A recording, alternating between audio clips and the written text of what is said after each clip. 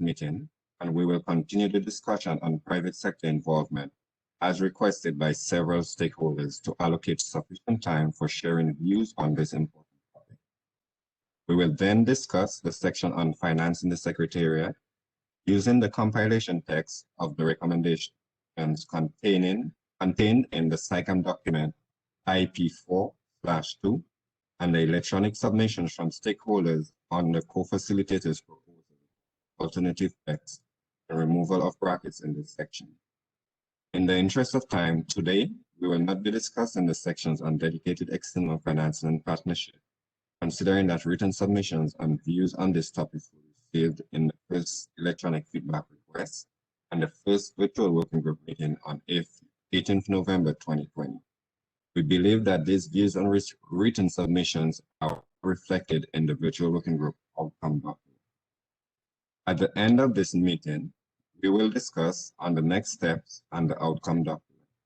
It summarizes all the stakeholders' written submissions and discussions under this virtual working group. Please be reminded that the co-facilitators' text proposal for some of the paragraphs were prepared taking into account written submissions and views presented by stakeholders during the virtual meeting. Nevertheless, I wish to reiterate that the compilation text of the recommendations document SICAM IP4/2 will not change as a result of discussions in the virtual working group, and therefore the brackets will remain. Outcome document of this virtual working group, as for other virtual working groups, will be used to facilitate discussions and text negotiations IP4. The co-facilitators are grateful for your active participation and continued engagement and expect to continue with a cooperative atmosphere as we have had so far. And now I'll hand over to Reggie for some welcoming remarks, and I do apologize that my camera is off in the interest of facilitating greater bandwidth, so I can be heard clearly. Reggie, you can take the floor. Yeah, thank you, Jonah, for giving me the floor. And indeed, hello, everybody, all participants in this indeed last virtual working group meeting on financial considerations. Well, we have a heavy task in front of us in trying to finalize our work according to our mandate. Well, I'm happy also to chair again with Jonah this last meeting of the virtual working group. I hope it will be a successful and a fruitful meeting, and also I expect that, as always has been the case so far, that everybody will have a constructive attitude in discussing the documents which are now in front of us. Before we start with the content, may I please invite Eduardo if there are any housekeeping messages for you to convey to the group. Eduardo, please.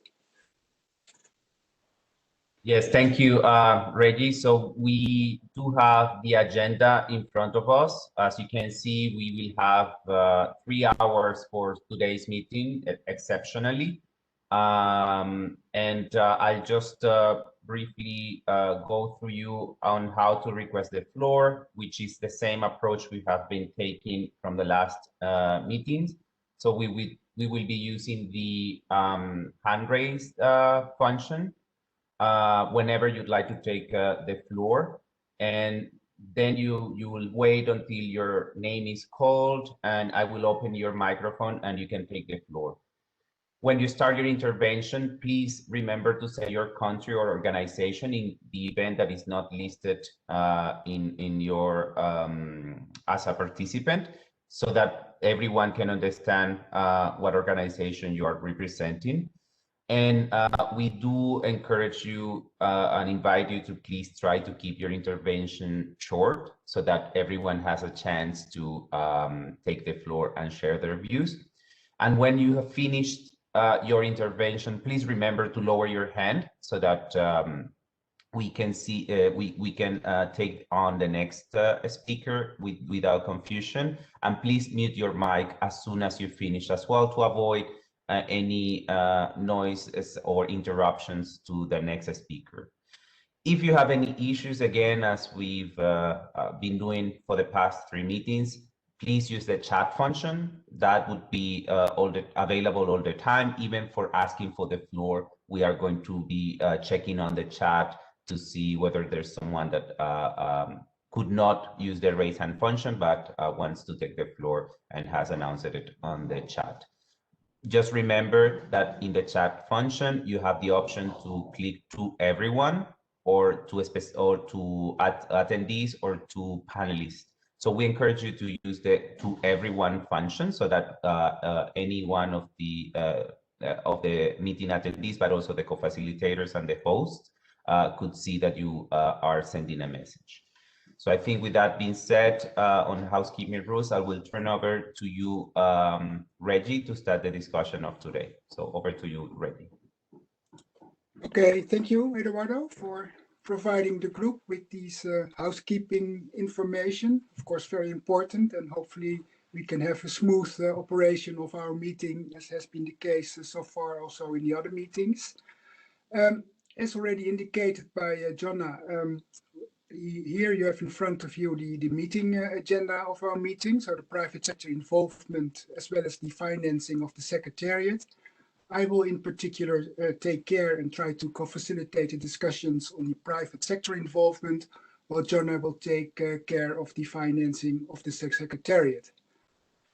Well, to start with the private sector involvement, I would like to recall participants that last time we had a long discussion on more or less the process, what is indeed the best way forward, what was the role of this small working group, and how do we take into account the results of that group, etc. And we also had a general discussion on the section on private sector involvement. Well, we ran out of time, and well, we thought it was useful, and that is also why we are here now gathered together to discuss now in depth this section on private sector involvement, being the paragraphs 8, 9, 10, and 11 of the IP3 document, the draft recommendations, as reflected in the IP4/3, I think is the reference. So what we will do now is indeed to show on the screen, and you have seen it now, the first one, that's the paragraph 8. And this paragraph addresses the need for increased contributions from the private sector entities throughout the value chain for implementation of the sound management of chemicals and waste.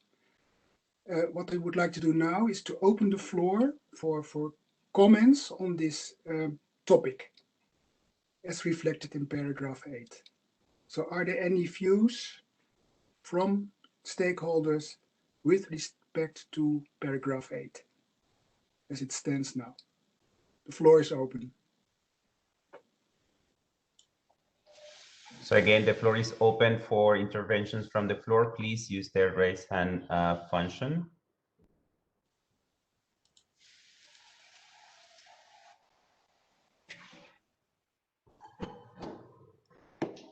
I don't see any hands yet. Remember that if you have any trouble, please just send a message on the chat. Who dares to break the ice? Okay, we have a volunteer. So we have Laura Niskanen from the EU and member states. Oh, great. Laura, please, EU and member states, the floor is yours. Many thanks. I hope you can hear me well. Thank you. Okay, thanks. So I had to break the ice so that Reggie doesn't give me a hard time afterwards. And nice to be here, and nice to have this last session with everyone. So we were also trying to recall what has so far been discussed on the private sector involvement. And if we also recall right, we have so far had general comments during the feedback and also the discussions, but this would be now the first time to provide specific comments of wording. So I hope you can bear with me, and I will try to be slow enough because we have a few comments on these, and then if needed, we can offer to send this also in writing if that helps the Secretariat. So regarding the para 8, I would prove my comments first to the first phrase. we think that we should here address private sector and delete entities, as we think that private sector would capture all the private actors in the value chain. We support the word should, which is currently in brackets, and also the word financial, which is in brackets on the second line. We would like to propose wording should increase their efforts and financial contributions. So efforts and would be new wording. And then add including in kind to this phrase. Sorry, it might be difficult to follow, I realize now. But in any case, I'm going to continue. Regarding the following brackets, we support the wording avoid or where not possible mitigate. So we support keeping this part, and then we would be ready to delete the remaining brackets. As for the second phrase, we think it would be acceptable with some changes that we would like to suggest. We would note that the list that is included in the second phrase is non-exhaustive. We would like to add the term data generation and data sharing to the list. And we would also suggest to move the reference, which is now on the, let me see, in brackets, for example, through agreed levies. We would suggest to move that reference to paragraph 9, which deals with the role of governments in assigning responsibilities for private sector, and delete this part from here from para 8. I hope that was understandable. Thank you. Okay, thank you, EU and member states, for your comments, also your detailed suggestions for either deleting or keeping the brackets. Well, I hope the Secretariat also took note exactly the comments which are being made, and what you just indicated, EU. I think it would be worthwhile if you could well send your comments, also your proposals, also to the Secretariat in order to well, reflect them in the document. Thank you. Okay, thank you. Eduardo, is there somebody else asking Yes. for the floor? Yes, we have Anastasia from ICCA. Okay, thank you. Anastasia, ICCA, floor is yours. Hi, can you hear me okay? Great, thank you. Okay, great. So I think I was following the text changes from the EU, and ICCA would support all of those changes. We would note that that list is certainly non-exhaustive. We're supportive of the suggested changes from the EU.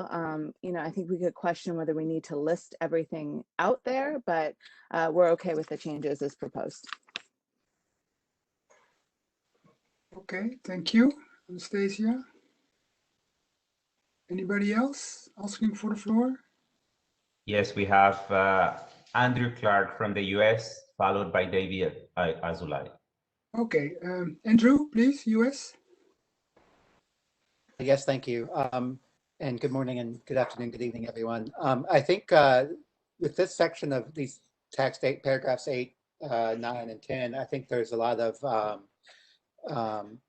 parts of these paragraphs that are maybe repeated, and we might, I think it will, as we work through the different parts of the text, might need to change a bit our thinking of rearranging the text a little bit and remove any redundancies that we see in parts of it. So I think our initial preference is to delete paragraph 8 and cover the parts of it that are needed in paragraphs 9 and 10. However, although I didn't quite follow all of it, I think that the suggestions from the EU do improve paragraph 8. So it might be possible to instead keep paragraph 8 and work with that, and then there might be, you know, some possibility to delete one of the other paragraphs as well, or to integrate the ideas further.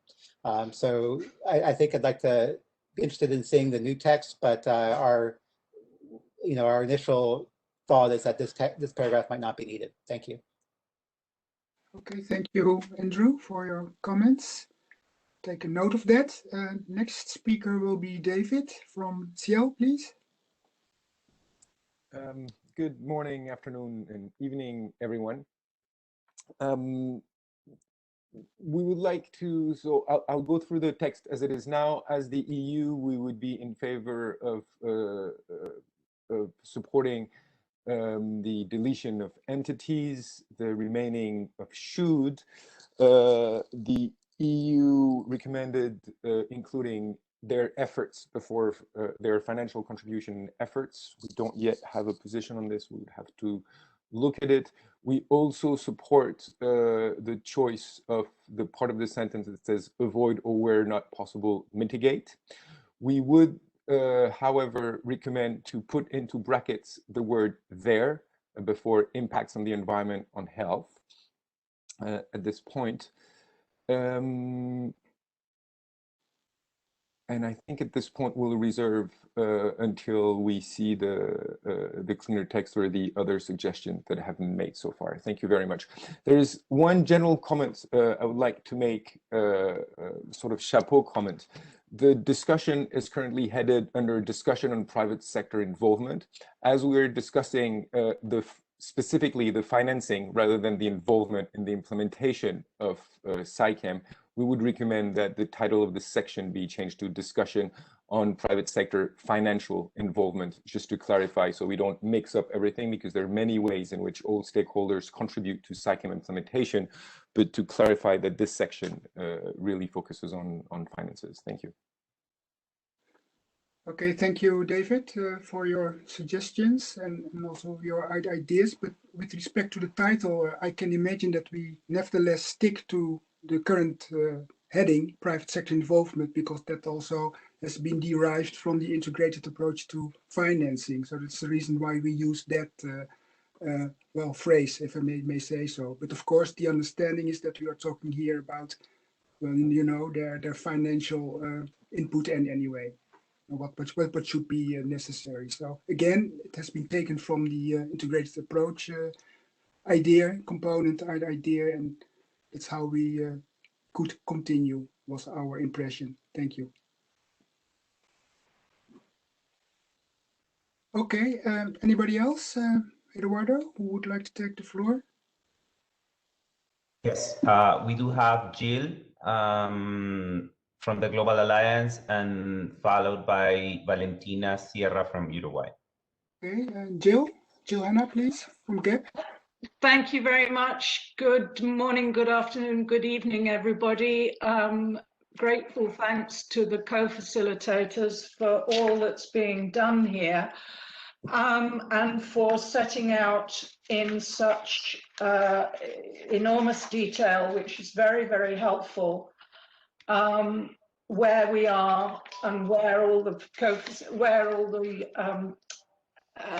stakeholders who've taken part in this, what their comments have been. I'm getting a little bit confused simply because we now seem to be trying to clean up and negotiate text, which I think we've all agreed that we're not in negotiation mood. However, if there are elements that people want to take their own square brackets off, I think that's a very good thing. If we can say somewhere on the paper that there was a general agreement or an emerging consensus or that kind of thing, then that's obviously very happy. That's very helpful for the process going forward. But I would be uncomfortable if we had a completely clean text at the end of today, because I don't think that's where the mood is. On the question, and for example, I listen very carefully, as always, to the EU and their concern about exactly how we relate to how we talk about the objective of sound management of chemicals and waste, and whether it's minimizing or all that kind of language. Now, that is a cross-cutting issue from the perspective of the Global Alliance on Health and Pollution. It took us a very long time to agree on a text on that back in Dubai in 2006. I hope we can be stronger now than we could be then, because there's a lot more evidence of the health harms. But I do think that's one of those issues that needs to be flagged as a horizontal issue throughout the text. And it should be taken by our co-facilitators to the Bureau, and maybe the Bureau will come to some overall view. But it would be very foolish, I think, if there were 3 or 4 different emerging versions from the different working groups. Thank you very much for your time.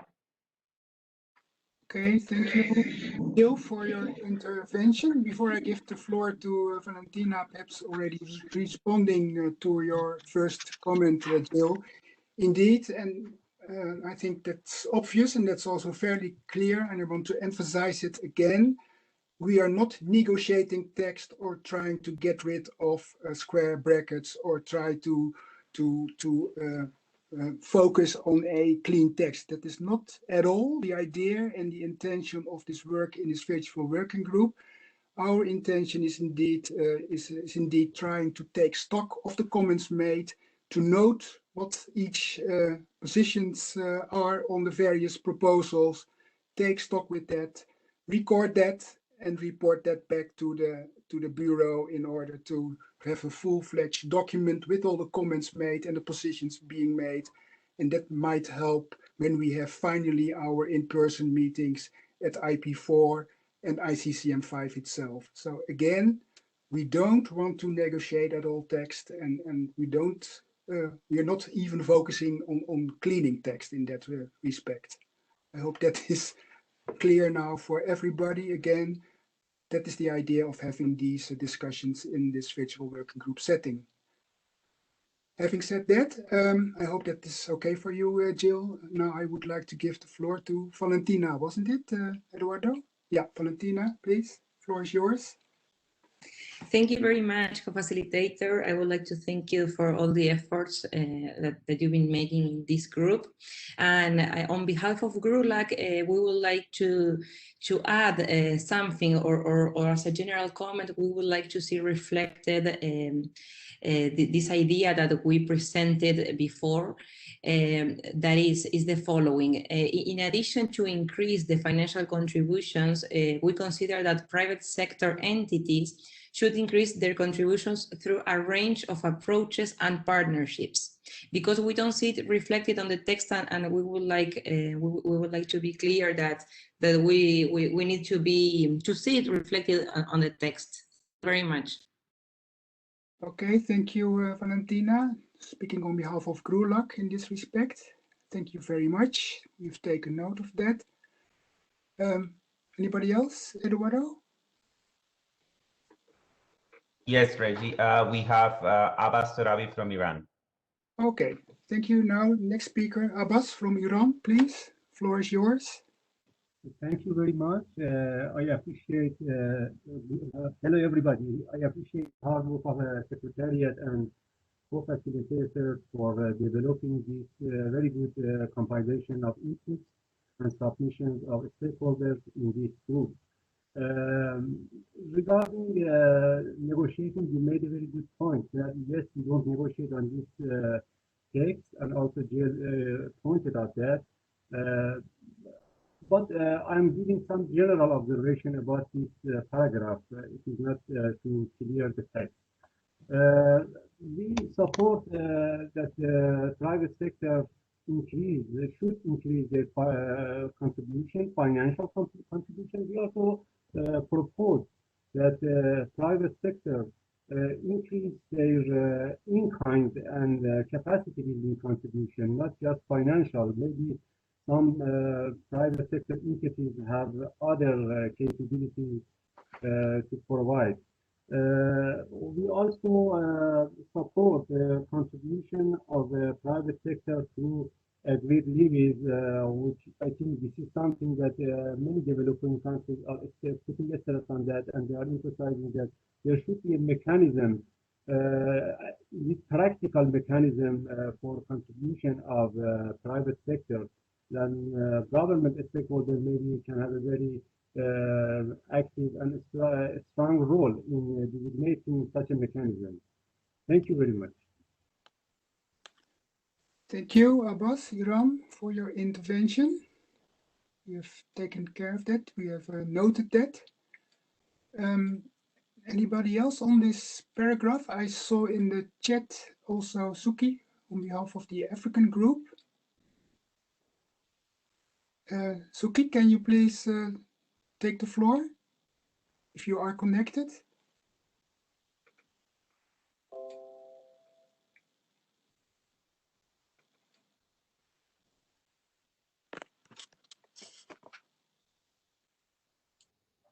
Suki, you've been unmuted if you'd like to take the floor.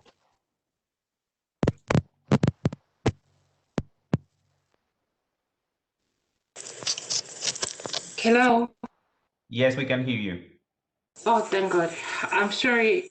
Good morning, good afternoon, good evening. I'm having a problem with my mic. I'm putting your laptop. Something is not right.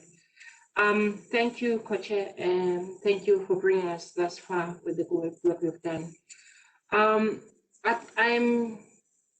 We've submitted a proposal and would like to see that be included on the text, because as the text is now, it's quite generic. It's something that we know about, but there's still a long way to go. The proposal that we submitted, which I presented in the previous meeting, is that we proposing a 0.5 financial contribution from the industry for 0.5% of their annual turnover, which then will be managed by multilateral fund. So we need that to be reflected in the text, so that, because it's like our proposal is not brought to this discussion. So the only way to bring it to this discussion is to have it reflected on the text. And we feel that that will go a long way, in addition to country contributions towards the Secretariat in terms of financing the Secretariat. That 0.5% may augment whatever the countries might have contributed to finance the Secretariat, and also to implement the activities that would have been decided upon. But we need to come up to something that is not just in the hence our proposal. We did the calculations, Montevideo and everything, and hence that proposal. We feel that it's a fair, it's quite a fair percentage, in the sense that it's even a 0.5. And if then industry were to call to contribute that, we believe that it would go a long way in addressing the financial shortages that we have been experiencing. We did a comparative analysis in terms of the contributions of the other MEAs, and that's why then we came to this in terms of how much were we short of and for how long, and having seen how our work plans were not implemented before. The countries will contribute. Everybody has a responsibility here, but we need to the countries, we know that there are assessed contributions that each and every country would have to contribute, but then we believe that the 0.5% is a fair figure, and we are kindly requesting co-chairs to have that reflected in the text so that it doesn't get lost. Thank you. Okay, thank you very much, African group. Suki, for your comments. Thank you very much. Point taken, and indeed, your idea, you mentioned it already at our last meeting, that this is part of your proposal, the African region proposal. And of course, we will reflect the idea in our final outcome document as one of the suggestions being made by stakeholders, by a group of stakeholders. So it will not be forgotten. We will take note of it, and it will be reflected in our final outcome document anyway. And also thank you very much for clarifying this whole idea. Okay. Anybody else? Eduardo, who would like to take the floor on paragraph 8?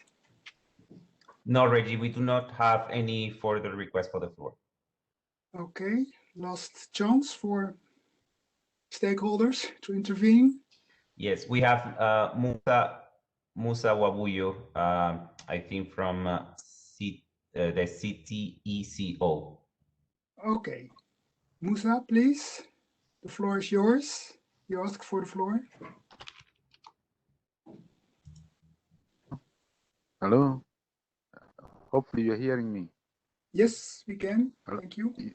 Okay. My contribution to that paragraph is basically if the private sector contribution should be inserted in that paragraph, then it should focus mainly engaging itself through the community-based disaster risk management setup systems by each government. Because if you only state that the private sectors should contribute, their contribution might be minimal. So there is a need to either make the contribution through the community-based disaster risk management, which are the setups, which setups are within the policy management of by each government. So in this, I see that the government will be also involved and the private sectors will be involved in financing the chemical waste management. But when you only stated that the private sector should contribute, they should have an entry point in each of the policies of each and every government. That is my contribution to that, please. Thank you. Okay, thank you very much for this idea. And again, we also noted this proposal from you, and also we will reflect that in our outcome document, this idea. Thank you very much. I don't expect there are... Eduardo? Yes, sorry. I think we have Suki again asking for the floor. So would you like to give her the floor? Yeah, please, Suki. Thank you, Eduardo. Thank you, Mr. Co-Chair, for affording me another opportunity. I'd like to respond to that proposal, if you allow me. What is critical is that this money needs to be managed in a way whereby we can account for each and every cent, so to speak.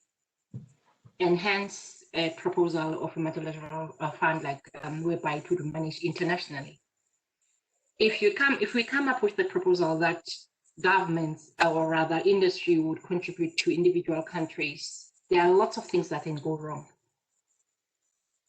And we need to ensure that there's independence, there's transparency, and the money is spent where it is supposed to be spent.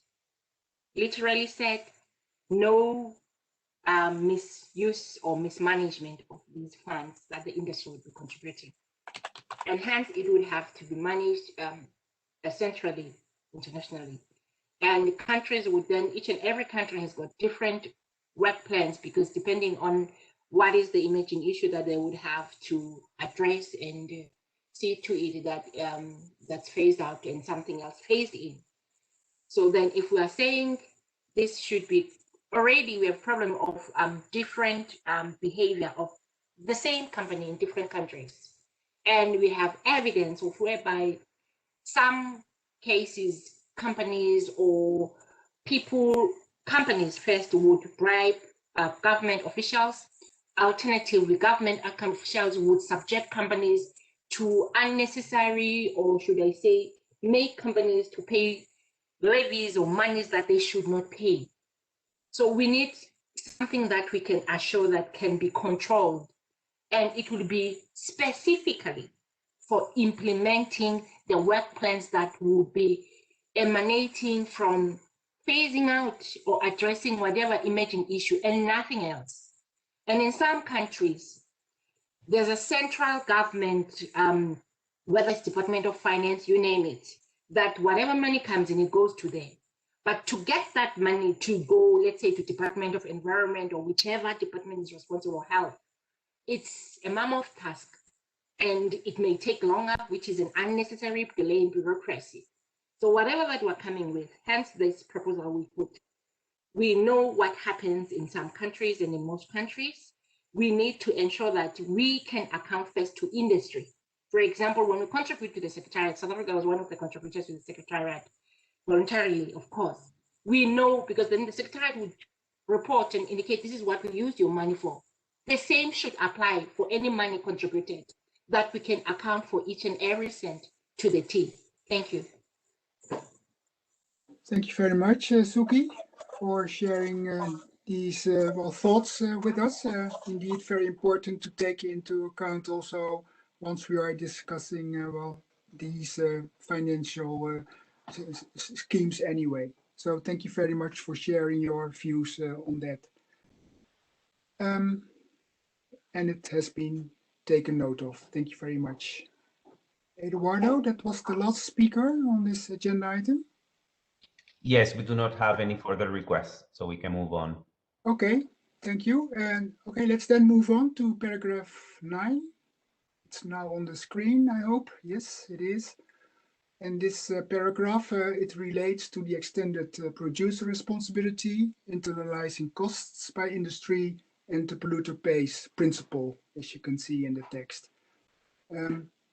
Again, the floor is open for any interventions, any views on this paragraph.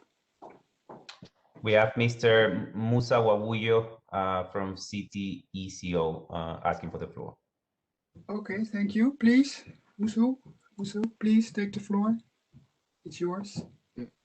Okay, thank you. On this paragraph, basically, I would suggest that still the governments should do something that is that can reflect the whole picture, the transparency in implementing the waste management. The picture must involve the community at large.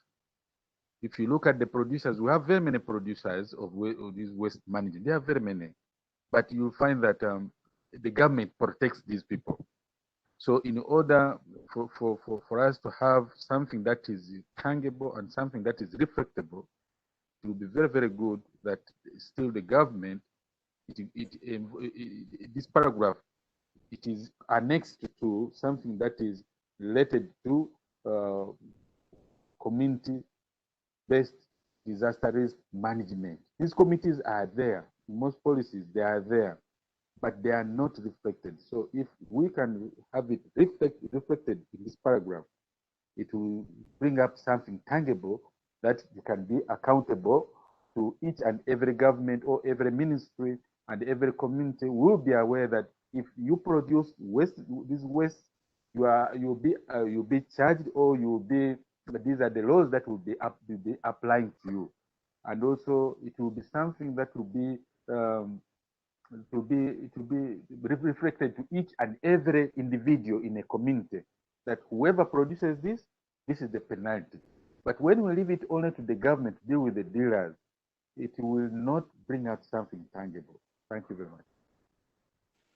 Thank you very much for sharing your views with us on this matter.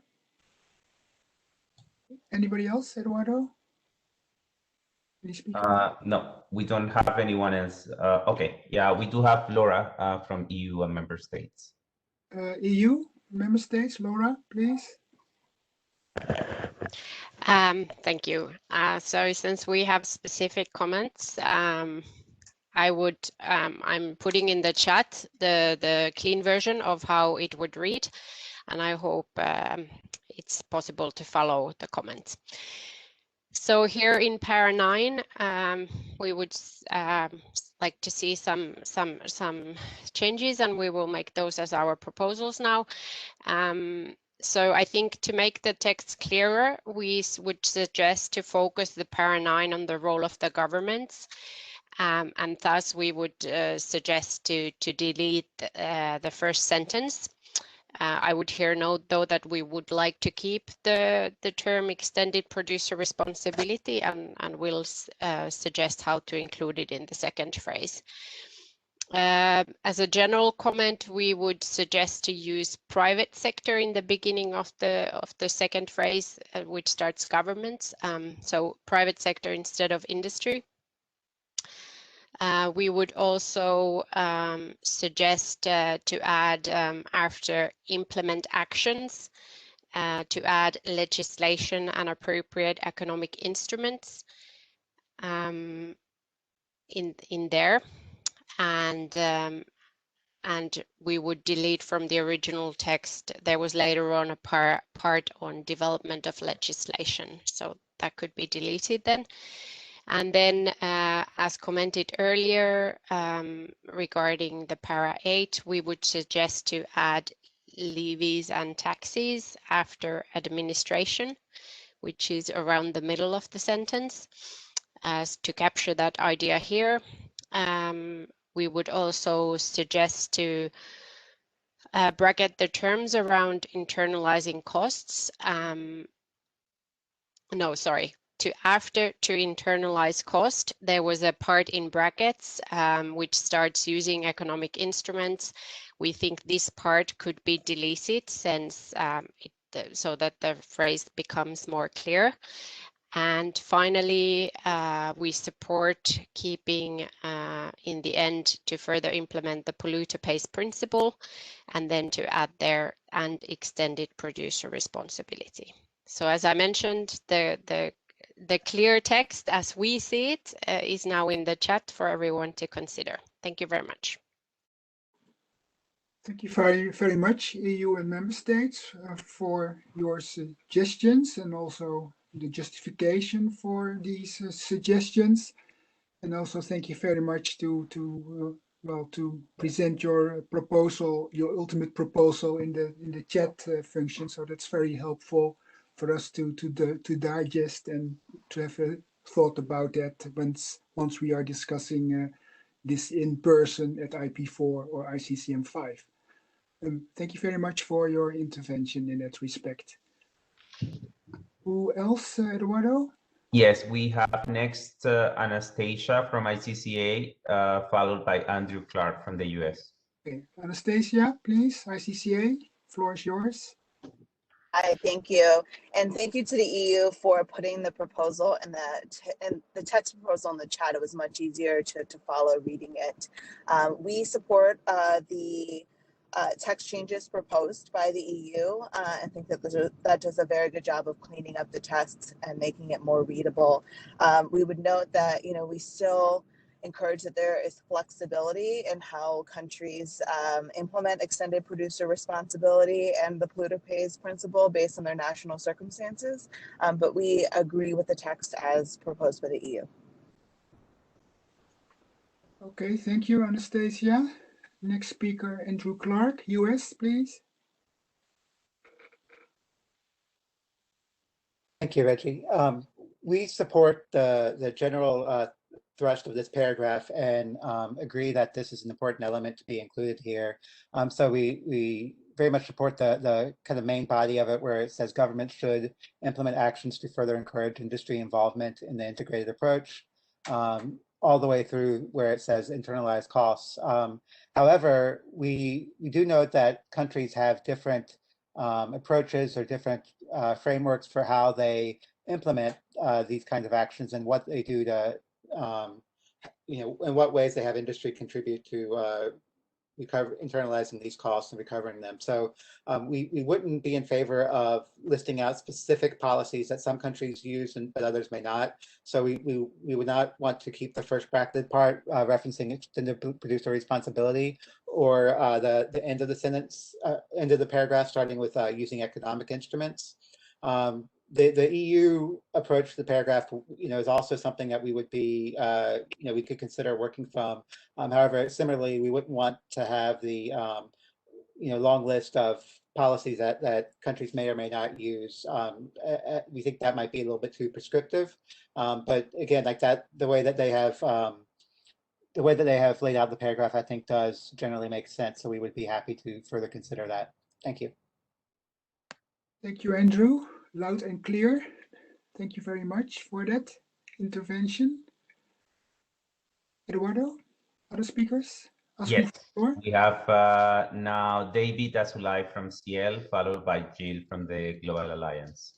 Thank you. David, Ciel, floor is yours. Thank you very much, and thank you very much indeed to the EU for providing a cleaned up text. We're generally supportive of the text that was put forward by the EU.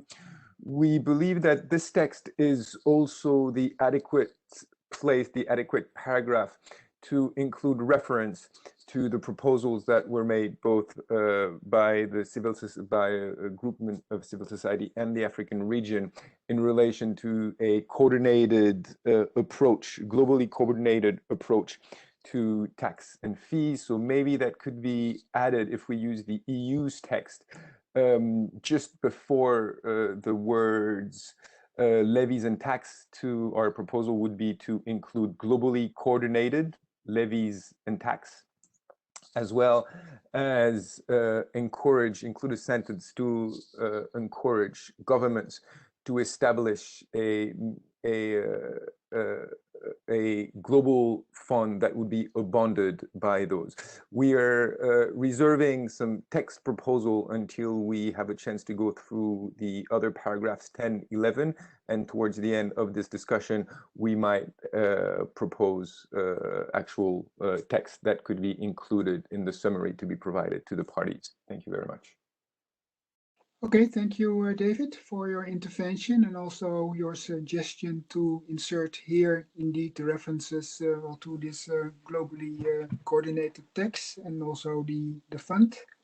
Thank you very much for that proposal. We have noted that. Next speaker on the list is Jill Hanna from GAP. Please, Jill, floor is yours. Thank you very much. GAP doesn't have as yet a formal position on the question of globally coordinated levies and taxes, although we think it's a very interesting idea that ought to be further explored. I notice that the African group is talking about an across-the-board 0.5% levy, if I've understood correctly, whereas CL was, at least in the written submission I have seen, it was on 35 basic chemicals, which would make it maybe more equitable between producers in different areas. So there, for example, is a possibility of two different conversations being had. For us, these are important conversations, and we would like actually to see it as a separate paragraph because it's different from what governments can individually do. It's a global coordinated action, as David explained so cogently just now. So we would prefer to see it, I don't know, as an 8 bis or a 9 bis or somewhere, wherever the proponents think, but we feel it deserves a proper paragraph of its own. It would be very disappointing to GAP if elements like internalizing costs, polluter pays, and so on, which we all agreed on in 1992 in the Rio's principles for Agenda 21. If it's now become impossible to use such phrases, that seems to us a very retrograde step, especially since all governments we're aware of use them to different degrees. It's certainly the case that not everybody uses them in the same way. So it does seem unfortunate if those phrases are not included.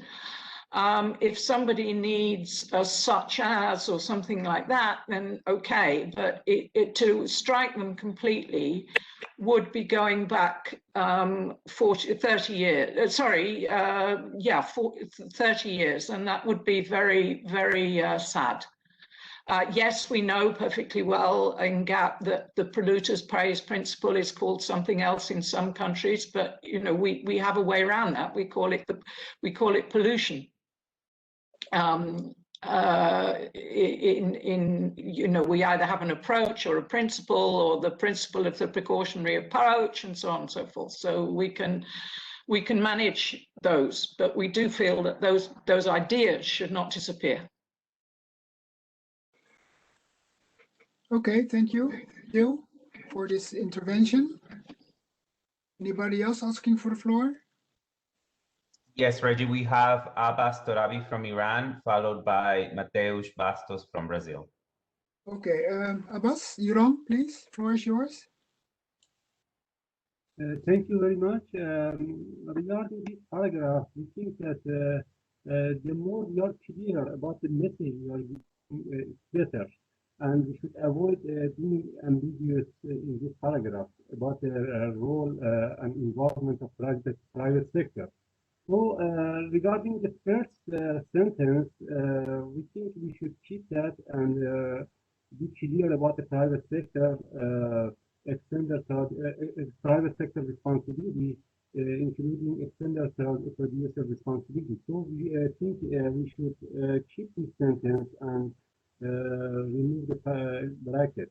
Regarding the government's actions to encourage industry development, the second point in this paragraph, we think it should remain so, and we should not delete it or diminish it, because it can give a guidance to government how they can further encourage industry involvement. But yes, we should not limit that to just to these actions, and we can add another word after actions. We can add inter alia. Should also implement actions inter alia to further encourage industry involvement. We should not limit just to these actions. We can it can be a non-exhaustive list. And for my third point is for the last sentence regarding how it can be industry involvement can be internalized. We think that polluter pay policy, polluter pay principle is very important, and so we are agreeing here that as per the polluter pay principle should be kept here, and brackets on this phrase should be removed. Thank you. Okay, thank you very much, Abbas, for this intervention. Next speaker is Mateus from Brazil, please. Thank you very much. First of all, we think that the private sector involvement should be explored and encouraged. And by doing so, we also support the general idea of this paragraph, although we also think that there's still room for improvement, and that's why we're open to further consider both EU and the African group suggestions. As for the former paragraph 9, which is displayed here, we would like to suggest after extended producer responsibility, or whenever mentioning this term, including right after as set forth in national regulations, since this domestic dimension should be considered when we're making this linkage between private sector and governmental responsibilities. Thank you. Okay, thank you very much, Mateus, for your intervention. We have noted that. Thank you very much. Eduardo? We have Suki from South Africa asking for the floor. Okay, thank you. African group, Suki, floor is yours. Thank you, Chair and Eduardo.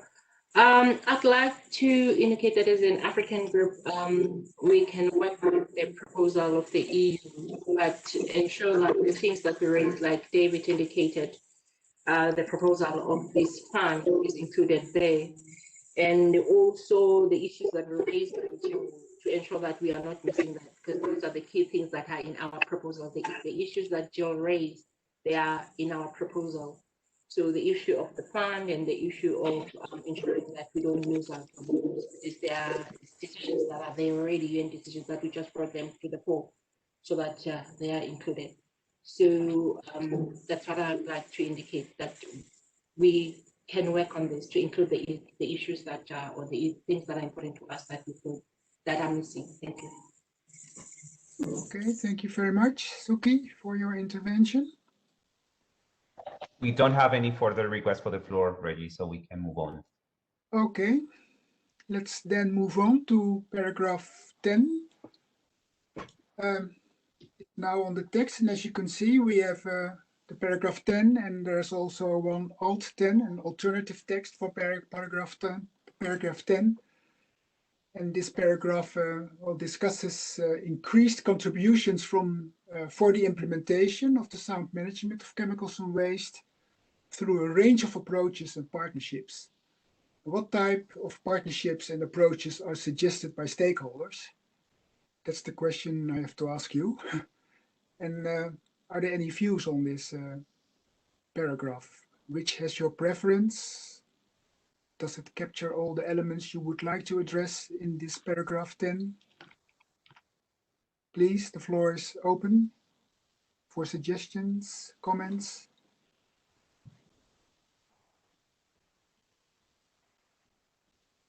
Let's wait for a few more seconds. We don't have any requests yet. We have a first, so it's Anastasia from ICCA, Reggie. Okay, thank you, Eduardo. Anastasia, ICCA, please. Thank you, Reggie. I thought I would give Laura from the EU a break by breaking the ice first this time. So I think that as looking at paragraph 10, it seems a bit redundant, what's proposed from what we've already covered in the other paragraphs. So perhaps we should look at it in conjunction with those paragraphs. I think particularly on the original text there, I do recognize that the GRULAC group made the intervention earlier on keeping the text on a range of approaches and partnerships, and perhaps by incorporating that into paragraph 8, we could eliminate the need for this paragraph. Thank you. Thank you, Anastasia, for this intervention. Apparently EU is ready now. They enjoyed their break, so. We have Laura from the EU. That's what I expected. Okay, please, EU, Laura. Thanks, and thanks to ICCA for the shift again. We have a proposal on how the text here could read, and I am putting that in the chat. Just give me a second. But of course, we also acknowledge just the previous comment by ICCA, and actually we thought that the original paragraph 10 here does not seem to provide much merit in addition to the para 8. So that's why we thought that we could work on the basis of the alternative, and we have some suggestions to it. The first addition that we have added is on the third line, at least in my text. After private sector, we would suggest a wording that would read, while going beyond its legal obligations. And then instead of SAICM goals, we would refer to beyond 2020 objectives and targets of the sound management of chemicals and waste. And then perhaps the main comment from our side here would be that we would like to refer to the implementation of the GHS earlier in the sentence, because we think that industry should ensure the GHS implementation and cover the costs for it, and not to pay national administrations to do it for them, as it sort of reads now. So we have suggested, after including, to add there to implement the GHS globally and through fees paid, and then the sentence would continue normally, and then the reference on GHS could be deleted from the end of this paragraph. You will also see that we have added in the end of the first para, in the first phrase, sorry, including enforcement and data sharing. I hope the clean version helps again to read what we are thinking. Thanks. Thank you, EU and member states, for this intervention and clarification. Eduardo? Anybody else asking for the floor? No, Reggie, we don't have any further requests. Okay, we have one coming in from David Azulay from Seattle. Okay, thank you. David Azulay, please. Thank you very much, Tuol, and I did hesitate to take the floor a little because this the conversation is now going quite broad with the idea of merging this particular paragraph with the paragraph 8, and there are quite a number of issues that we have with the various versions of this text. Maybe if I can make some comments and use the EU proposal. Here are some comments that are not direct textual recommendation to change, but general comments as well as questions to the EU for what they're proposing. As the previous paragraph is scheduled to detail the government's activities to support the particular involvement or increased involvement of the private sector, I'm curious to hear from the EU what is the justification for adding the while going beyond its legal obligation. What is the objective of adding this? Not that we're particularly opposed to it, but again, just to get a better sense of what we're trying to achieve with adding this part of the text.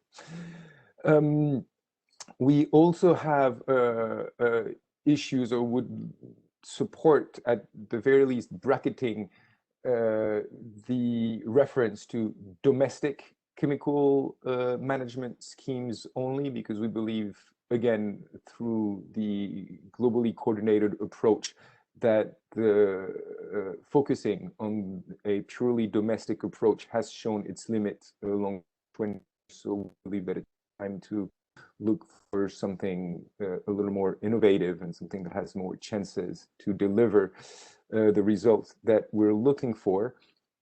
And yes, we also reserve the possibility to add further comments if there is a written round of submission following, once we get a better clarity of how the group would like to move using the different paragraphs 8, 10, out 10, etc.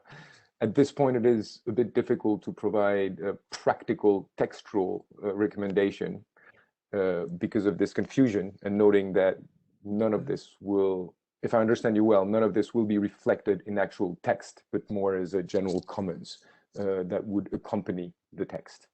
Thank you.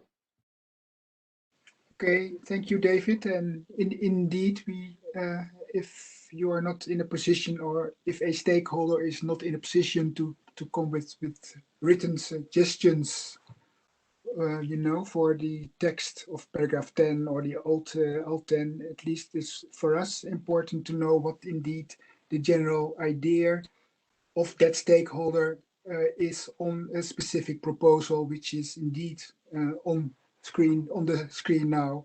And we are only at this stage making an inventory of the comments which are being made. That would indeed help also others, or also us at a later stage when we meet in person, to really start negotiating the text. And then we also know more about what the final framework would be with respect to this whole section on private sector involvement, whether or not some of the paragraphs will be merged or not. But at least it's good to know now already at this stage some general points and feelings of the proponents, of the stakeholders on the various elements which are now reflected in the text, which we discussed and also agreed upon more or less at IP3. Thank you very much, David, again. Anybody else, Eduardo? Yeah, we have a couple of requests. Yeah. One from Jill from the Global Alliance, followed by Andrew Clark from the US. Okay, Jill, Johanna, Gab, please. Jill, thank you very much, Reggie and Eduardo. We have somewhat of a problem with, certainly we would agree with others that the original paragraph 10, it doesn't add very much. We're not quite sure whether alt 10 adds very much either, because if you go back to 8, where it talks about all the ways that the private sector can be brought in. These seem largely to be repeated here. The addition, perhaps, is global GHS implementation. Well, that, of course, is absolutely crucial and was supposed to have been done by the very early 2000s. But is this the right place to be singling it out? This is about the private sector involvement in finance. And I think the message gets diluted if we bring in very good ways the private sector needs to be involved, but which are about general capacity building and technical assistance and so on, rather than about financing. So we would prefer that any bits of this paragraph that are actually needed and add to paragraph 8 go in paragraph 8, and so that we have something that makes sense. Of looking at the, then you would have a paragraph 8 that was about the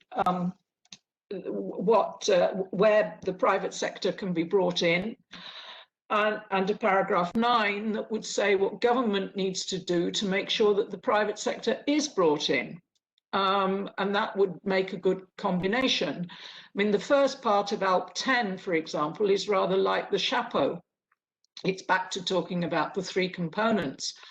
So it's difficult to understand why either of these paragraphs is really essential, unless we think that the private sector has something special to do in GHS, whereas to us, at least, that seems to be something that belongs both to governments and the private sector and to donors to roll out GHS. I wouldn't stick it to the private sector particularly. Thank you. Sorry, there was one other point, if I can remember it well. No, it doesn't matter. I've made it. Thank you. Thank you very much. Okay, thank you very much, Bill. Andrew Clark, US, please. Floor is yours. Thank you, Reggie. I agree with much of what Jill just said on the the intervention on the place for these different alternatives to the paragraphs. I think we have a lot of this. There are a lot of different options on the table for paragraphs 8 and 9, and now for 10, it seems like a lot of this could be covered in those previous paragraphs. Based on these different options. And also I agree that there could be some of these items that maybe don't quite fit in this section. So I think a lot of this will have to be examined all at once in this section.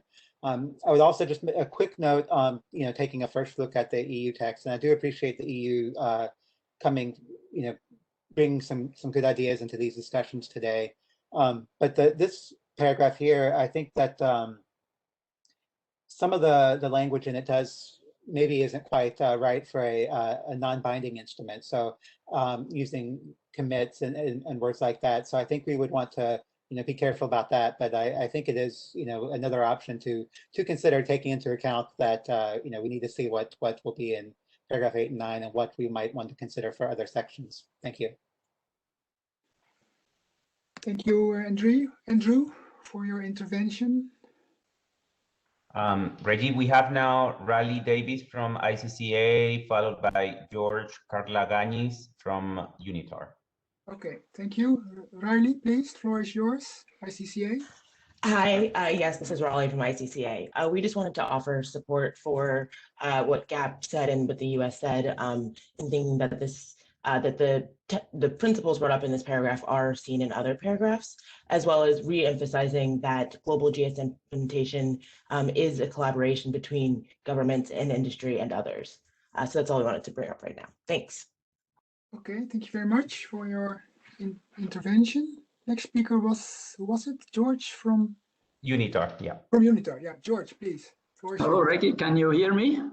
Yes, I can. We can. Thank you for giving me the floor. I just would like to explain why the global GHS implementation is mentioned in paragraph alt 10. Actually, it's now an ongoing collaboration with IOMC members and industry, and I think it's a very important program which has been started in the SciChem context. So we would like to prefer that this mentioning of global GSS implementation stays in the text. Thank you very much. Okay, thank you very much, George, for your intervention. Eduardo? Yes, Reggie, we have a couple more. Eloise Tuni from UNEP, followed by Abbas Torabi from Iran. Okay, didn't hear the name exactly, but at least Eloise. Eloise, please. UNEP, floor is yours. Thank you. I think I just wanted to observe that, and I would also like to hear the EEC respond of the rationale why they would propose the text about going beyond legal obligations. From our work with downstream chemical users, for example, in the chemicals and products sectors that have been prioritized, it's clear that there is a lot of investment and effort being put in by the textile sector, the electronic sector, and the other sectors to not only manage chemicals, but also even replace the most hazardous ones. And that in many of the manufacturing locations and, you know, the kind of supply chains is happening not as a result of regulatory or legal obligations that are put on those manufacturers by the countries where they're manufacturing, but as a global kind of approach, and it has to be defined as a voluntary investment that goes beyond their legal obligations. So particularly relating to the users of the hazardous chemicals, there's a lot of investment and effort going in there. I think the call to action could be a little bit clearer in the paragraph, because one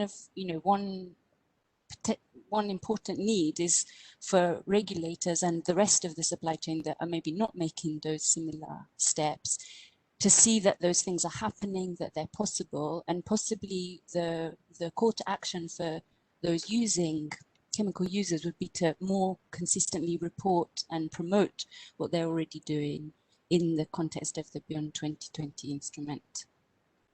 Also to show the value of it in this kind of financial part of the private sector contribution. Thanks. Okay, thank you very much, Eloise, for your intervention. And indeed, I haven't forgotten yet the question asked to the EU whether or not they are in a position to clarify what they meant with their proposal in that respect. Before I give the floor to Laura, there was also somebody else or a couple of more speakers? Yes, we also have Iran and Uruguay. Okay, Abbas, please, floor is yours. Thank you very much. We also think that there is some overlap and duplication between paragraph 8, 9, and 10. But we think that paragraph 9 is mostly concentrated on the role of government toward the private sector involvement. But paragraph 10 is considering the private sector's role independently of the government role. So we think that paragraph 9 and 10 are two separate paragraphs and can be checked.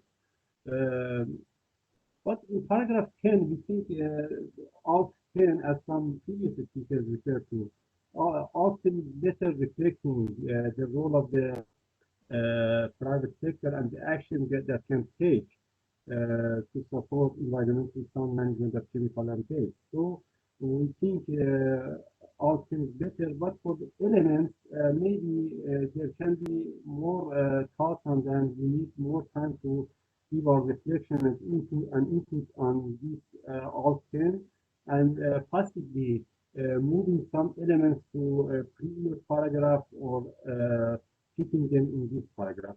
Thank you. Thank you very much, Abbas, for your intervention. Next speaker is Valentina from Uruguay, or somebody else, please. Uruguay, at least. Yes. Thank you very much, co-facilitator.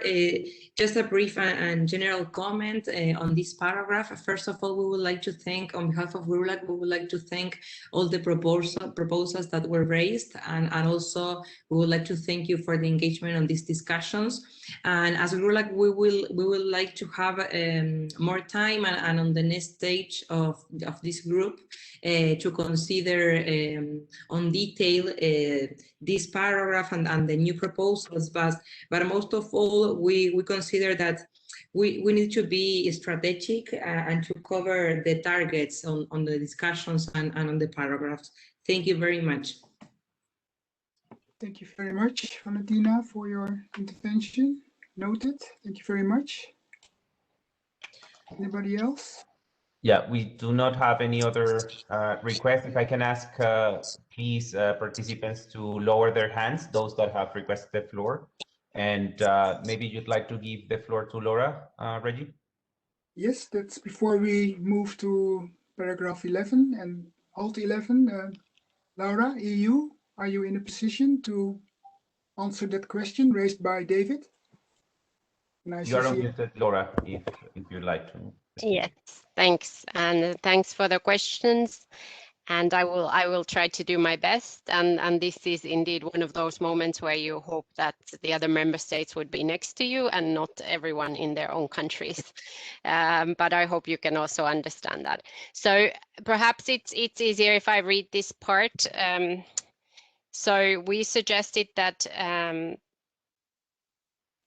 the part on private sector would now read private sector while going beyond its legal obligations to commit to support the beyond 2020 objectives and targets of sound management of chemicals and waste by providing investment and in-kind contributions. This is in the middle of the sentence. So I think here we just acknowledge that in different countries at national levels, different kinds of legislation exist, and we would hope exactly to emphasize here also the importance of voluntary initiatives, as I think was mentioned in some of the comments. Many things are already done, and we think that that's important when we commit to the new targets and objectives of the beyond 2020. So to go beyond those legal obligations that exist, yeah. I think that's what we can say now, and of course we are open to discuss better wording on this if proposed by others. Thanks.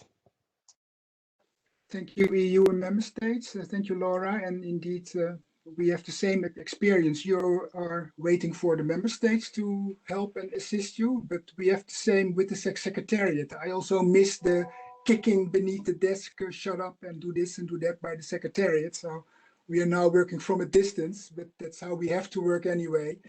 But so far it goes well. Okay, thank you very much. With that, any other comments? I hope this, David, and also Anastasia, this was for the time being sufficient for you, the answers given by the EU and the member states on the justification. And we have South Africa or Suki on behalf of the African group requesting. Okay, thank you. Suki, African group, please. Thank you, Mr. Co-Facilitator. Thanks, Laura, for that explanation. But I'd like to indicate to the EU that what you perceive and understand to be the legal obligations are not necessarily what could have been. Let me be explicit. I'm going to give you an example whereby a government official had gone to a company to do what is mandatory. And the CEO of that company goes to the minister and says, no problems, give me a headache. That is in law already. And yet a company would go and threaten a minister of a particular, say, environment that we don't have the money, and then if you insist on doing this, which is standard monitoring and evaluation of an existing enforcement of an existing law, then tracking. Another example is whereby a country would want to develop a policy or what can be a regulation, and the consultation is part of the process. And during consultation is told that as industry, we won't accept this. If you insist on doing this, we'll take business to another African country whereby we won't be subjected to this. So that's why I'm saying as the African group, we won't be able to accept, we say, going beyond what is legally obligated, because we know what's beyond that, what is behind that is not necessarily what a country would have liked. And even in cases whereby it's there in black and white, it's difficult to enforce this because of things like this. Because the minister then would be caught in a situation whereby do I protect jobs? Because pollution is not like instantaneous, whereby you see the impact there and then. So those are the realities we're faced with. That's why we won't be able to accept going beyond legal obligation, because it's not as it is. To you, we understand, you may perceive and understand that way, but the truth is behind that, there's more to it. Thank you. Thank you very much, Suki, from the African group, to share your views on this and also your opinion and what the reference would imply. Thank you very much for that. I think it was the last speaker on this paragraph. Eduardo, yes, nothing. Then I suggest we move on to the next paragraph, paragraph 11.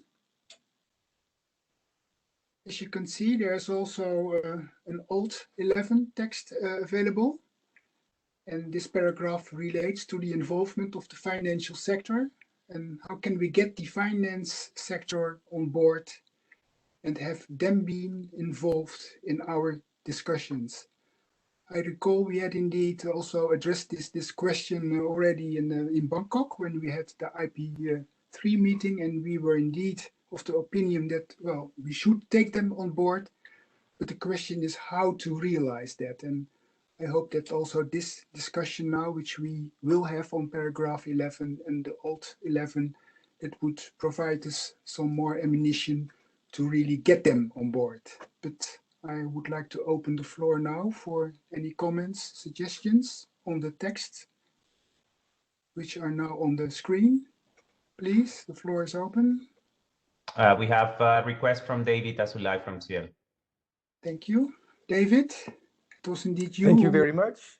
Yeah, just wanted, thank you very much, co-facilitator. Just wanted to mention that we support the Alt 11 wording of the text at this point as a starting point for the discussion.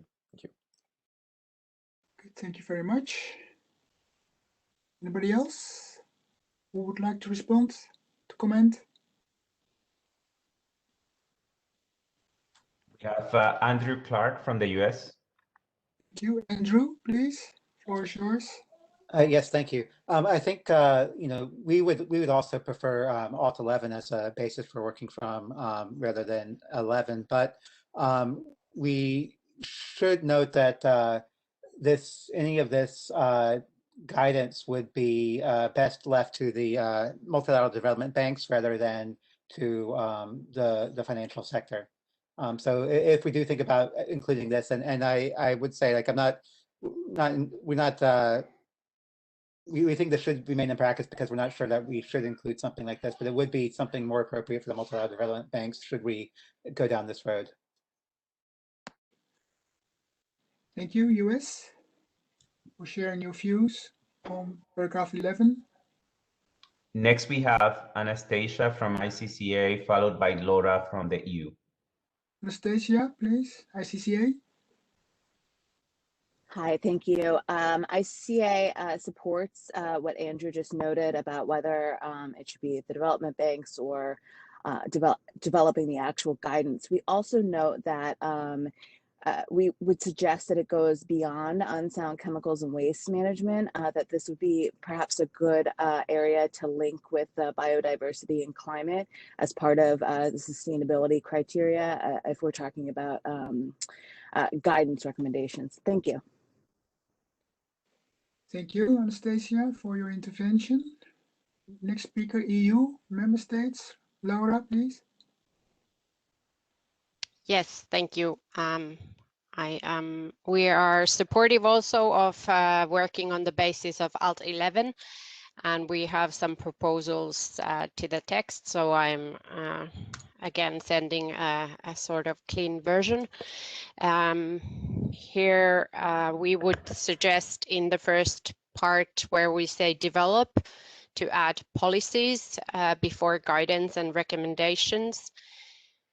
We would suggest to replace investors in the second line with investments.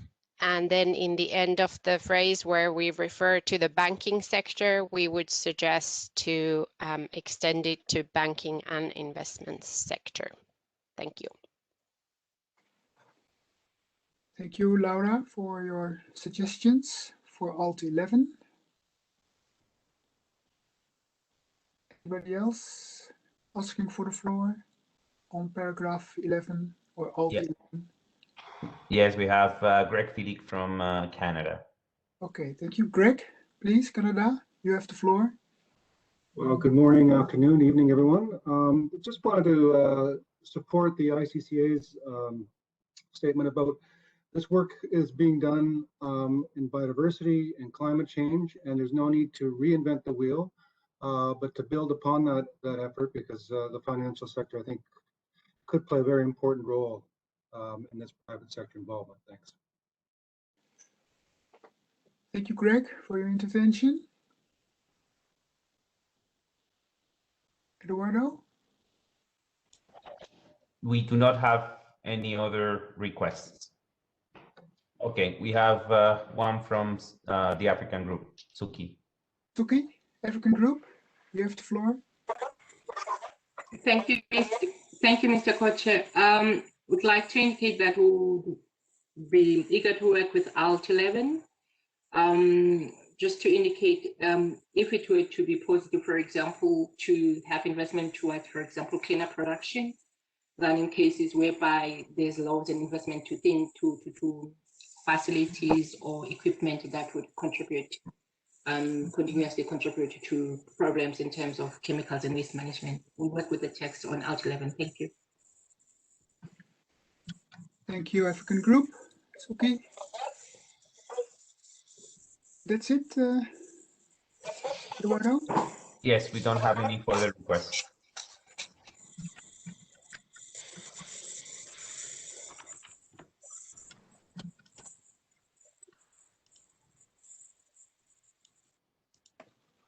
Yeah, I think we can move on, Reggie. Okay, thank you very much. I think, well, we went through all the paragraphs 8, 9, 10, 11. I think it was a very useful and also very fruitful this discussion we had. Much clarification were being given, and also some clarifications of specific views. And I also noted that the original paragraph 10 and the original paragraph 11, there was not much appetite in keeping that, well, at least as the basis for further discussions. Of course, we will not take them out of the proposal, but we will at least note that those two texts from both 10 and 11, well, either they were considered as redundant or perhaps not as the right basis for further discussions. I'm referring now to paragraph 11 also. Again, thank you very much for your input. Well, we will digest them. We take them on board in our final outcome document. And well, I will now please refer the word to Jonna, my other co-facilitator, who will guide us through the discussions on the financing of the Secretariat. Jonna, please, can you take over? Thank you very much, Reggie, for being part of our discussions today. Broadly to all the attendees, and as my co-facilitator indicated, we will be looking at the discussion of the discussion on the financing of the Secretariat for the second part of our discussions this morning. which is paragraph 18 to 22 in the SICAM IP4/. So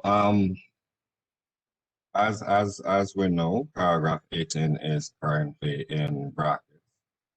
However, based on the discussions at IP4 and the written inputs and views that have been heard during the virtual meeting of this group, we, the co-facilitators, recommended the removal of the brackets on this paragraph and substitute industry by all in the last sentence to encourage contributions from all stakeholders and sectors as proposed. And what we propose is reflected in the screen right now. We received a total of 10 submissions, and our summary of the views are as follows.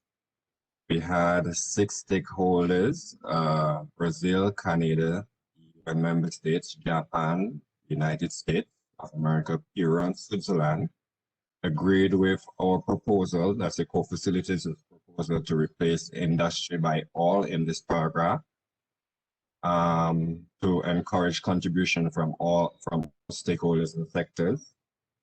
Switzerland also proposed to shorten this paragraph, provided that the subsequent paragraphs 19 to 22 are maintained as in the original document, outlining how different stakeholders can contribute. The WHO proposed to use other stakeholders instead of all stakeholders. And Canada also proposed an alternative text to simplify the paragraph, while Japan suggested to include additional text on this paragraph on the provision of predetermined expenditure codes for each budget item for voluntary and in-kind contribution. Finally, we had Iran, who did not agree to remove industry from this paragraph. And while it is inferred that IPEN wishes to maintain the paragraphs in brackets, discuss the whole section using the current. So this is what we as co-facilitators summarized from the inputs we have received, both virtual and views expressed in this platform. And at this point, we trust that we have reflected it accurately. However, at this point, we would like to open up the floor for comments on this proposed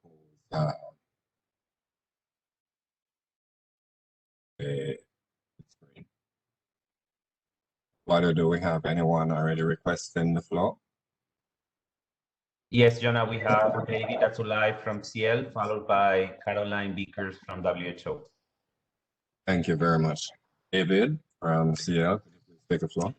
Thank you very much. I wanted to point out to an additional recommendation that we had provided in our written submission to add at the end of the last sentence, the core budget is financed by voluntary contribution by government and either industry of all stakeholders, as well as through contribution from the international fund mentioned at paragraph X, because in our previous recommendation, we included or inserted a reference to a new international fund at a paragraph that was then paragraph 13, but at least ensure that the possibility of this new international fund to be created could also serve as supporting Secretariat financing. And the rationale for that is that we believe that this is the only innovative or additional source of financing that is currently being proposed,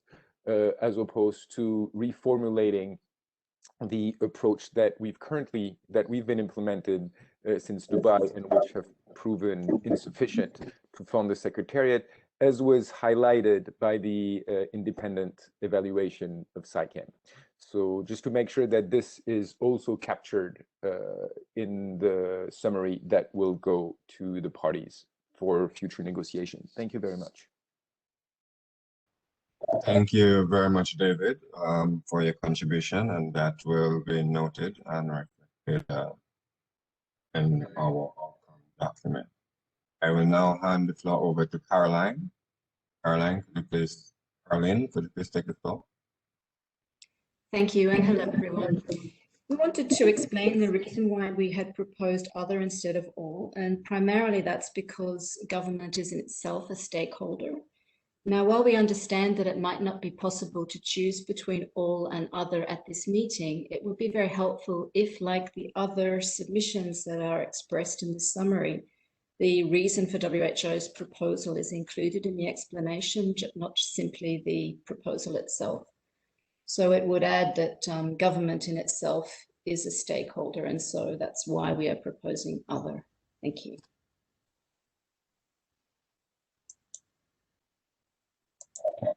Thank you very much, WHO, for this contribution. And we included it as our summary. It was proposed only by WHO to include others instead of all. And we felt that we should, even if it wasn't reflected in the proposed text, but we felt that put it out there to stimulate discussion and to see how we could move forward. So at the end of this meeting, based on the explanation that you have given, we will collect views and adequate and appropriately reflected in our final outcome. I hope that provides. Eduardo, would you?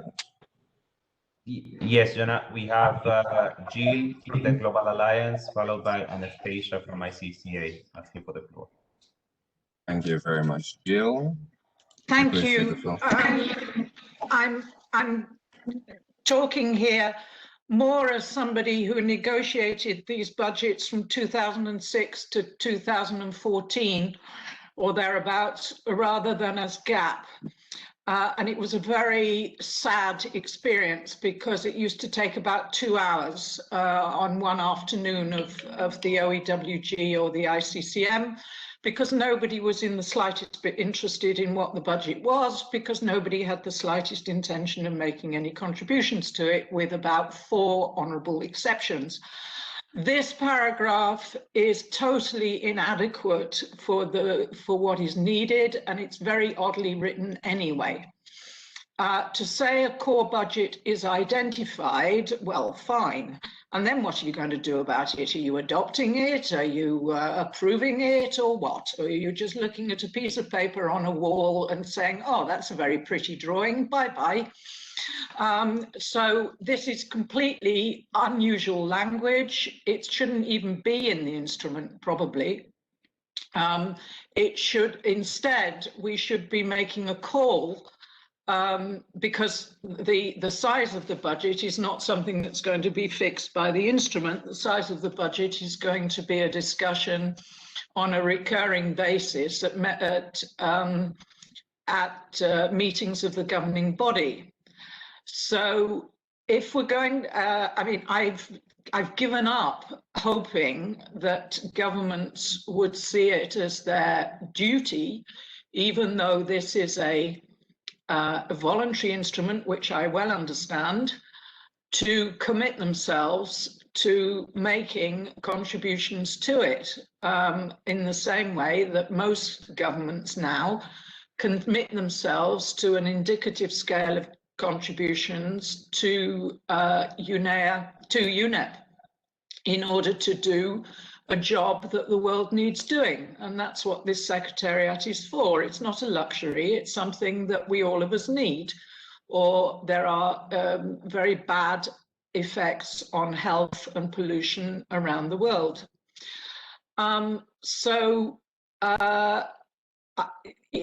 to our mind, it ought to start a core budget for the Beyond 2020 instrument is essential to cover staff costs for non-seconded staff, to cover the costs of the Secretariat, because that's what we're talking about. In fact, it could say the operating costs of the Secretariat, because then you are distinguishing it from projects that the Secretariat might run. So a core budget for the Beyond 2020 instrument for the operating costs of the Secretariat, including conference services, meetings, staff costs, and office costs, if you like, is essential. The word essential has got to appear somewhere in that sentence. Otherwise, we might as well not write the rest of the document. Then it may have to say the core budget should be financed by voluntary contributions from governments based on an indicative scale, an indicative voluntary scale, if you like, and contributions from other stakeholders in accordance with their abilities. Because as it's written at the moment, it doesn't give you a budget. It doesn't even give the impression that you need one. So I think it's a disgrace, quite frankly, and being in an NGO, I am now at liberty to say such a thing in public, and I do so because this is the real reason why the evaluation of SciCam showed that it wasn't as effective as it should have been in its first period, because it has never had the resources it needs to help governments do what they need to do. Thank you very much. Thank you, Bill, for your inputs and contributions. Anastasia, to take a talk. I thank you. We have Anastasia from ICCA. Yeah. Yes. You're muted. Okay, thank you, Jonah. So we would like to address briefly just one item that was being discussed in the chat on paragraph 11 about basic minimum standards for how companies in different countries ought to ensure their operations are equal, no matter how strong or weak the national legislation is. This is certainly an idea that we would support, but whether it belongs in paragraph 11, it's also been discussed in the targets and indicators discussion. So I would just note that we're not opposed to the idea, it's just whether or not it fits in paragraph 11. And then on paragraph 18, we appreciate the proposal from the co-facilitators to propose governments and all stakeholders. We also agree with the WHO's note that governments are stakeholders and other stakeholders would be appropriate here. So we have no preference in the language. And I think that's all we have to contribute at this time. Thank you. Thank you very much, ICCA, contribution. Could you inform me, Reggie, if we have any, Eduardo, if we have any others requesting to talk? Yes, we have Angela Rivera, followed by Felix Berti from Switzerland. And maybe Angela would like to identify the organization she represents, because it's not clear from the attendee list. Thank you, Angela. Could you please take the floor? Thank you very much, facilitator. Can you hear me? Yes, we can. Thank you. Thank you so much. My name is Angela Rivera, and I'm from Colombia. I'm speaking on behalf of Colombia. Thank you, co-facilitator, for the work done, and we really appreciate the efforts that you have been made during this different teleconference. I just want to highlight one specific topic, comment on this matter, but I would like to have two additional general comments on behalf of Colombia regarding the financing of the Secretariat. And I think on behalf of the GRULAC, of course, we need to discuss internally if we can support this paragraph because we need to digest. But we just want to highlight that we fully support the idea to have a specific financial support for the Secretariat. We believe that it's important to have this institution helping countries for the implementation of the new framework. And we believe that it's important to have this financing. Although, as I mentioned before, we need to digest this paragraph and we need to discuss between the GRULAC members. Now, on behalf of Colombia, I just want to highlight that this is the first time that I attend the meetings of this working group. For me, it's really difficult to follow all the discussion of the different virtual working groups, taking into account that I'm dealing with all agenda items or issues that we have been discussing during the negotiations. So in that sense, we believe that it's important to have perhaps a specific updated meeting just to have a clear idea in terms of where we are in the negotiations, in the discussions, because we are not negotiating here, but just to have a clear idea and of course to have the opportunity to express our views on this specific matter, which is really important for GRULAC members and as well as for Colombia. On the other hand, for us, we believe, and perhaps for the next steps and the way forward that I think that you are going to present after this discussion, we believe that it's important to have a clear discussion on the proposal that is still on the table, which is the proposal made by GRULAC members with the aim to have an independent or a specific financial mechanism for the implementation of this legal framework. We didn't have the opportunity to engage in that discussion, and this proposal was presented since we started the negotiations of this process.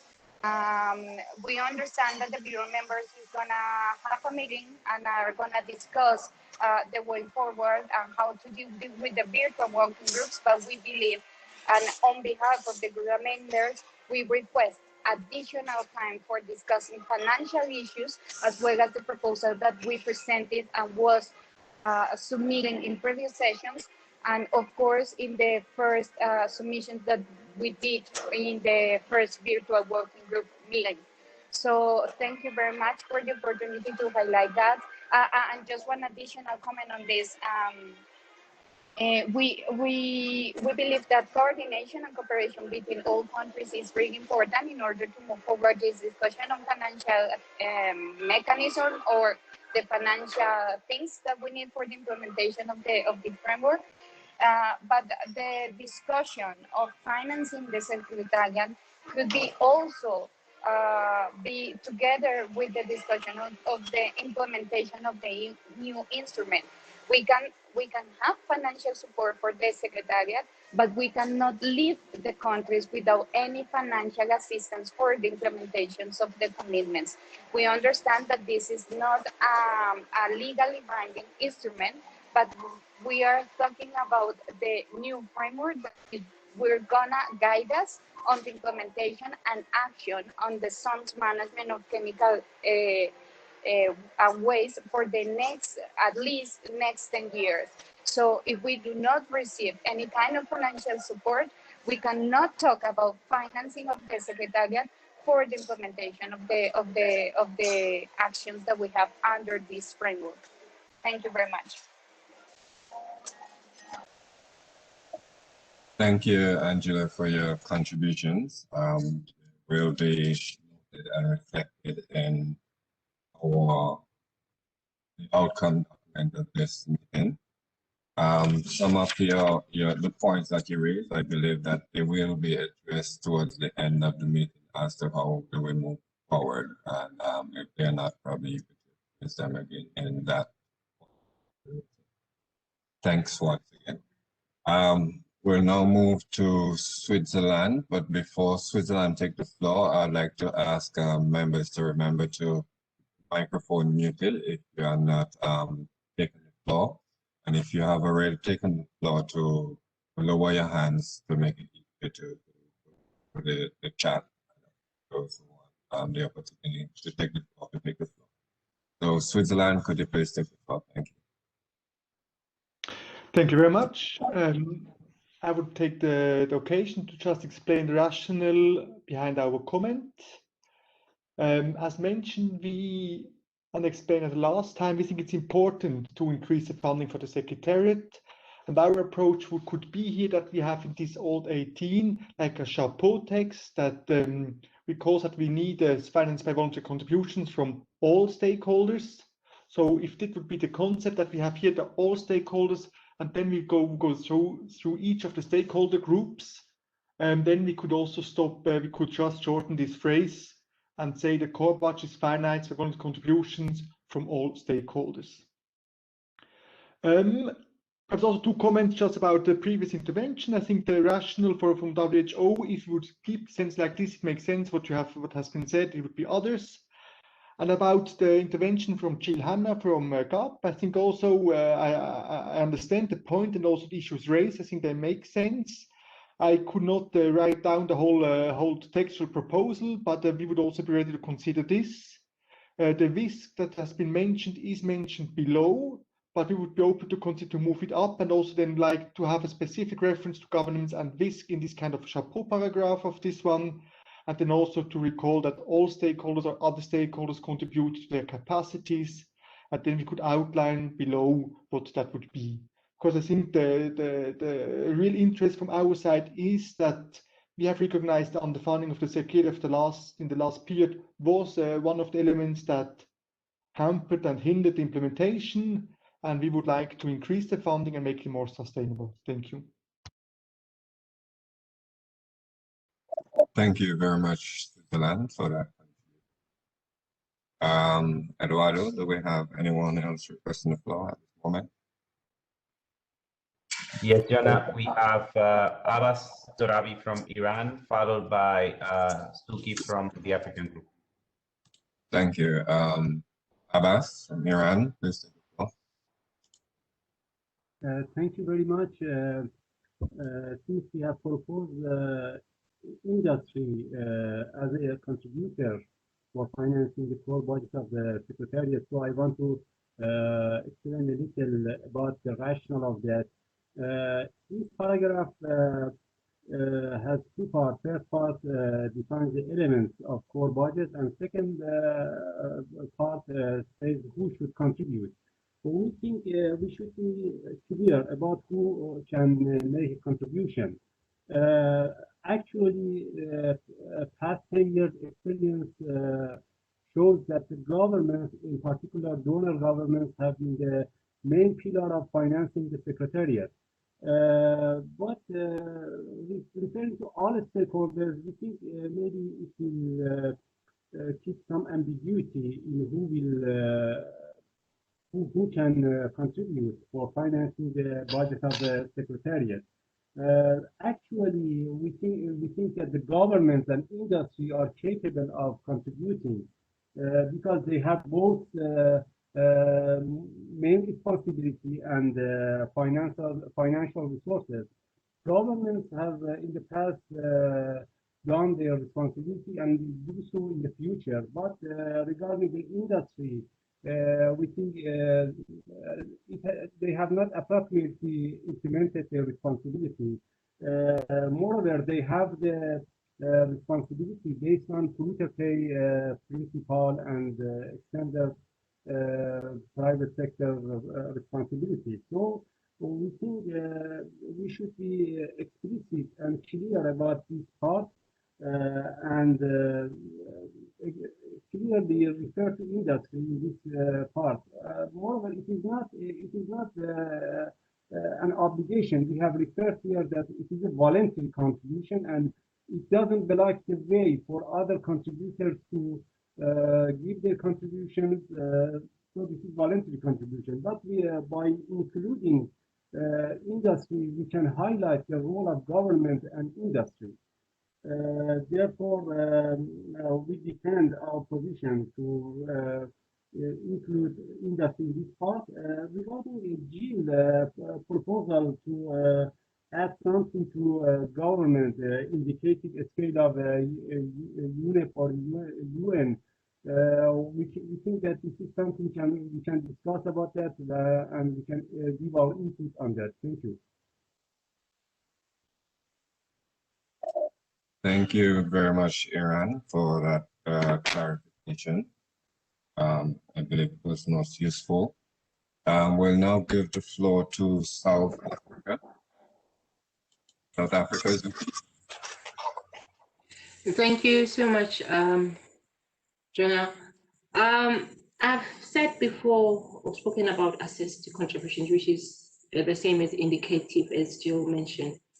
And before I get into this, I'd like to remind us all with due respect that the independent assessor's report states clearly that the Secretariat couldn't even undertake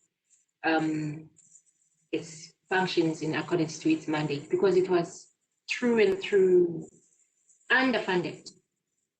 So we can't do the same thing. Governments, we use the cost as a benefit. But somehow, along the way, there's the negative aspect that needs to be managed. So there's a responsibility that comes with using them. So as governments, we have a responsibility to fund the Secretariat.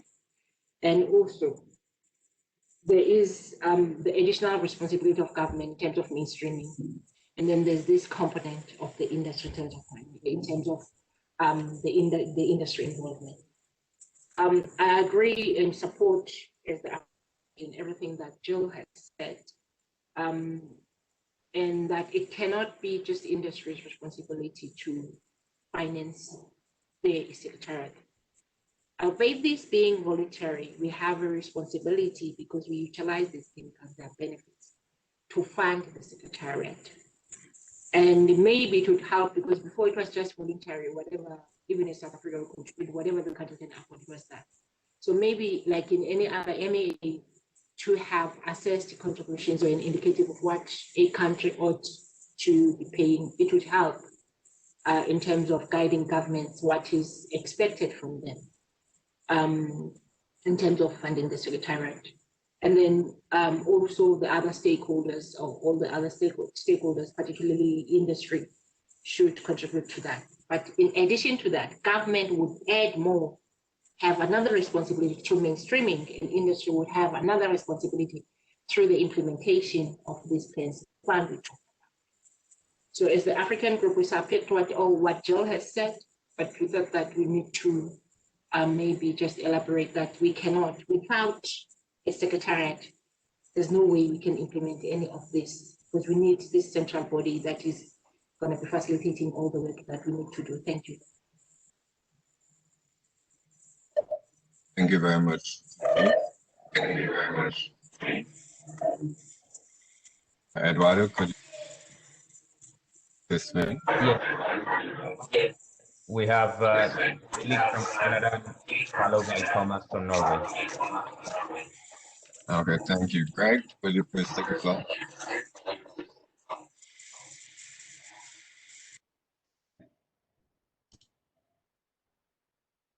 Reflected in the co-facilitator's proposal, so thank you, appreciate that. I mean, I think in essence that we certainly recognize the importance of financing the Secretariat and in a manner that all stakeholders are invited and we're open to different formulations of that. For instance, I think the WHO makes some good points. We can consider that going forward. We've also made some suggestions on how to improve the language and in terms of streamlining a bit, and it's in the co-facilitator's proposal, so I won't go over that. But like Switzerland, we're definitely open to other suggestions, including we certainly hear Jill from her former life and experience, and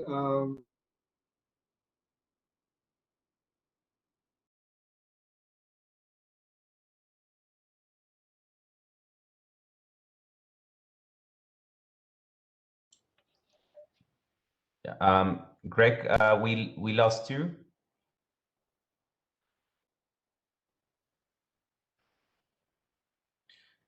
John, I think Greg might be having some issues. So while we sort it out, maybe you'd like to give the floor to Norway. Definitely. Thank you, Eduardo. We'll go back to Greg when he's able to rejoin. So Yahweh, could you please take the floor? Thank you. Thank you very much, co-facilitator. I hope you hear me. I have some connection problems as well. We regret that we've not been able to send in a written submission, but we thank you for your proposal. I think from our side, we'd like to very much think also by Canada, what we heard before Greg was cut off. We are certainly also open to consider the potential for shortening this paragraph. As to GAP's intervention, we thank you for those views. I think from our point of view, we're slightly more optimistic as to the impact this paragraph may have.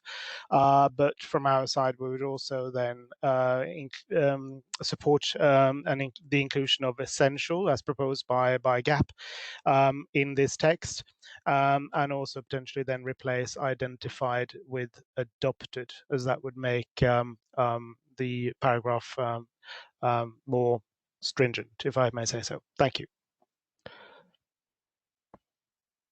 Thank you very much, Yahweh, for your contribution.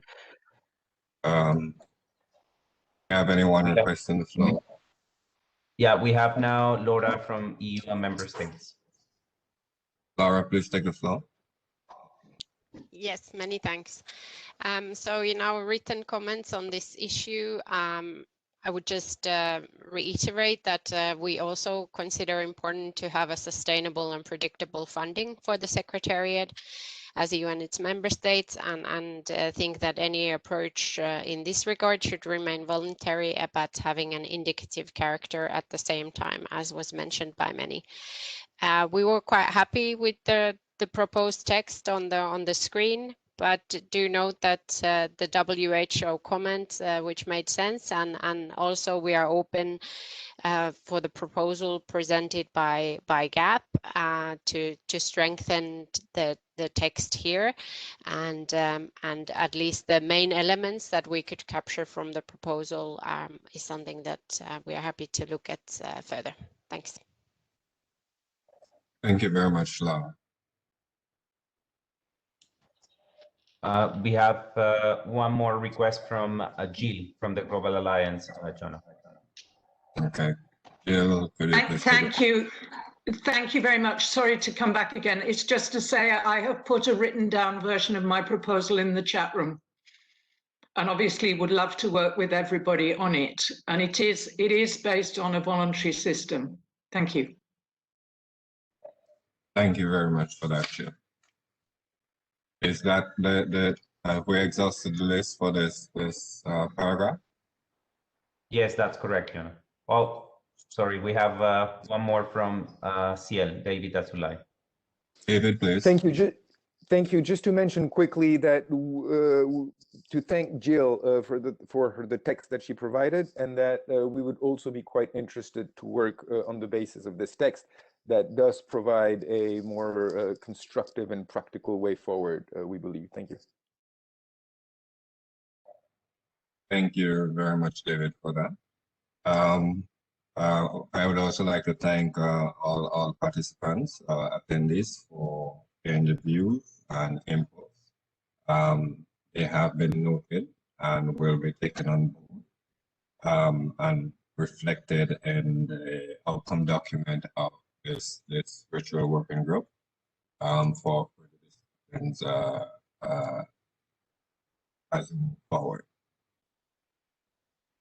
Could we move on to the next slide, please?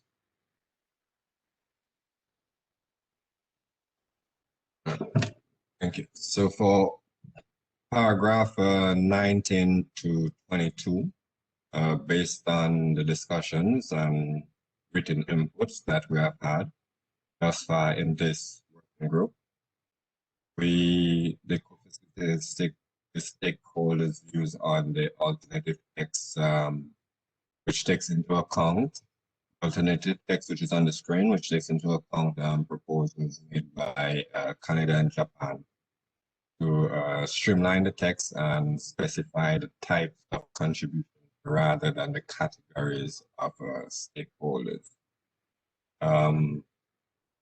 As you can see, the text is reflected on the screen. The indicative reference to the UN scale of assessment is proposed to be left in brackets as they are very divergent views on this point. And we don't or would not be requesting comments in that specific sentence at this point. However, we would request views on the rest of the elements as reflected in the screen. Further, we propose to delete paragraph 21 and 22. Like the other topics that we have discussed, we did produce a stakeholder summary of the views submitted. We had a total of 11 submissions, and we summarized this submission as 7 stakeholders, which would include Brazil, Canada, UN member states, Japan, UNEP, USA, WHO agreed with the removal of the brackets around paragraph 19 and also support the proposal of an alternative text of paragraph 20 to streamline the text. 3 stakeholders, which were Iran, ICANN, and Switzerland, does not agree with the proposal of the alternative text for paragraphs 20 to 22 and suggest to retain the original text. Peru suggests an alternative to paragraph 19 to synthesize the brackets and agrees with the proposal for paragraph 20, while Switzerland considers important to name a sector to design specific types of contributions and recall that efforts of all stakeholders are needed, while IPEN states that the proposal does not address the underlying issue, which is the underfunding of the Secretariat. The EU reiterates support for applying the UN scale of assessment to estimate voluntary contributions of government and for developing a comparable reference to determine indicative contributions of non-governmental stakeholders, while Japan and the USA opposes to this. So this is the summary that we, as co-facilitators, have made based on the view that we received, and we trust that it is reflective and accurate as possible. At this point, we would like to open up the floor for additional comments or an elaboration and views on the proposed text as reflected in.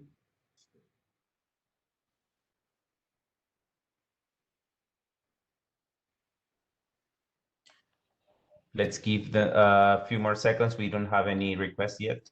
Okay, we have the first 2. So we have David Asulai from CL, followed by Suki from Japan. Thank you very much. David, could you please take the floor? Thank you very much. I just want to add 2 elements that we had included in our proposal and which we believe are critical to the good functioning of the Secretariat and which I haven't heard or seen in the summary prepared so far. First is a reference to contribution being non-earmarked to ensure that the Secretariat can identify the best possible way forward to use the resources that are given, that are put in its hands. And the other is to insist on the transparency of any agreement relating to the providing of specific resources, segment or in-kind contribution from non-governmental stakeholders. This has been an issue in the past, and some agreements have been concluded between the Secretariat and certain stakeholders, which remain secretive despite requests made by other stakeholders. And we believe that the good functioning of the Secretariat and the guarantee of the appropriate multi-stakeholder nature of SciChem requires both those insertions. We, as you mentioned, we rather support working with the original text, but should there be a movement or decision to work with the alternative text, we believe that those elements should be captured and reintegrated into whatever text we end up working with. Thank you very much. Thank you very much, David, for that. Suki from Japan. Hello, everyone. Well, I think Zuki from South Africa, and this is Suki from Japan. Hello, everyone. We appreciate the inclusion of our proposal on para 20, this old 20, in the co-filter's proposal to specify expected contribution by types rather than stakeholders. Our intention of this proposal is to visualize in-kind contribution in order to encourage all the stakeholders, including absent stakeholders, to make such contribution. So the way to do it is that we assume that the Secretariat had some sort of item list, kind of price list to reference when they put a budget. And our proposal is that when the Secretariat develops a budget, each item is given expenditure costs, and the stakeholders specify which item they are making in-kind contribution for at the beginning of the budget cycle. This way, in-kind contributions are quantified, and the Secretariat can see how much will be saved by such non-financial contribution. The example is that if absent stakeholders, such as academia, provide university facilities, such as university halls, to host meetings, then the Secretariats know how much they have saved without paying for a venue by such in-kind contribution. We tried this by proposing this old 20 and also para 18 bis, but we are open for how we put this concept in the text. So, and one thing I wanted to clarify with the co-facilitator was the last paragraph, which says, where possible, the contribution are defined at the beginning of the budget cycle by an agreement between the respective organization and the Secretariat. Is this the way to read our proposal para 18 bis, or I would like some clarification where this paragraph comes from. Thank you.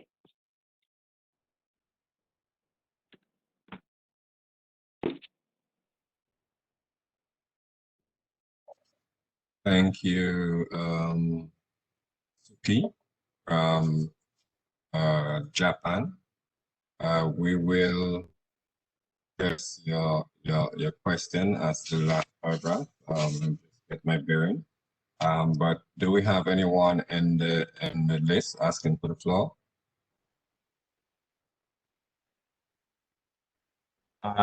Yes, Jonah, we have now Caroline Vickers from WHO.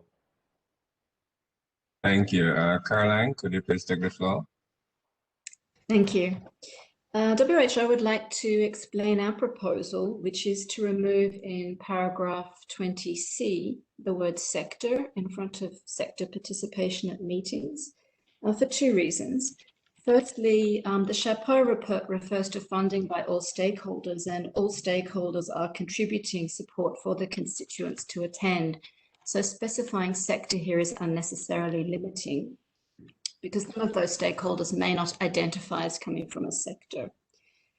Secondly, we're a little bit worried that it might be misinterpreted. Just to explain, the SciCam Secretariat usually funds SciCam focal points from whichever sector they come from. And use of sector here might imply otherwise, and that is that sectors other than environment are expected to somehow fund the SciCam focal points from other sectors. So that's the reason why we think that sector should be taken out here. Thank you.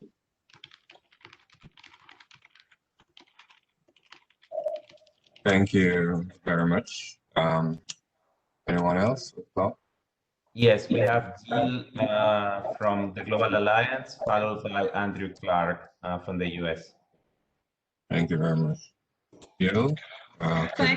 Thank you very much indeed, and I'll be much more calm this time. The There seems to be a bit of a problem in these paragraphs, and I thank Japan for their explanation, because one of the things about in-kind contributions, sorry, let me start that again. I think in these two paragraphs, we are mixing up the other things that a secretariat does and the core business of running the organization.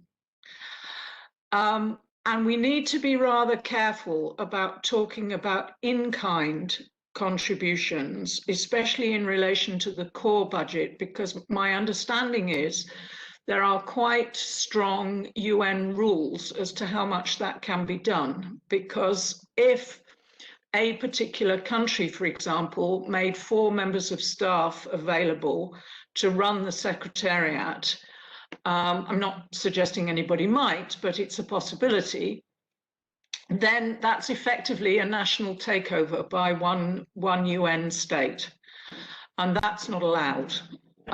So we need to be talking, I think we need to distinguish in these paragraphs between operating costs and other costs, which it would be more than welcome, of course, always for an in-kind contribution to be made so that the Secretariat could provide, for example, some capacity building help to countries in writing their laws, for example, which is not something you do out of the core budget usually. So it would be important, I think, before these texts go much further, that they are shown to somebody in UNEP, which is, after all, responsible for managing SICAM's budgets, to make sure that they're okay in accordance with financial regulations of the UN. The point in Alt 19 about countries making clear before the beginning of the year what they are in fact going to contribute is a good idea, but I think this is in relation to the core budget, and it might be better to put that as another sentence, or some of it as another sentence in 18. Which is entirely about the core budget. The costs of in-kind resources for holding meetings, for example, actually don't usually replace costs that the Secretariat would otherwise have to find. As we know from the MEAs, it's a very, very good thing to hold a COP outside the headquarters of the Secretariat, not in the same town. Because that brings understanding of what the MEA, or in this case SICAM, or the Beyond 2020 instrument does to a whole different audience, and increases public and political awareness in the region to which people go. However, the cost of displacing and not holding meetings, for example, in Geneva, because the SICAM Secretariat is in Geneva, is all additional. You don't actually save any money doing that, really, because Switzerland on the whole is very, very generous about making the meeting halls in Geneva available for nothing. And you have to fly the interpreters and everybody else across the world, which you wouldn't have had to do before. And the host pays for that, and it's thought to be a good investment, and that's great, but you're not saving money. Which I think, so we might need to look a bit further at paragraph 20. But I would like to join GAP's name to Ciel in talking about the need to mention transparency, because I have seen MEA budgets where there have been very major in-kind contributions that considerably affected the work of a secretariat, and only one party knew what was going on. Nobody else had a clue how much money was being put in, and that is not helpful for decision making. Thank you. Thank you. for your contribution. I believe next on the list we have Clark from USA, if I'm not mistaken. And after Clark, we would like to ask and Ed from Canada if they would mind if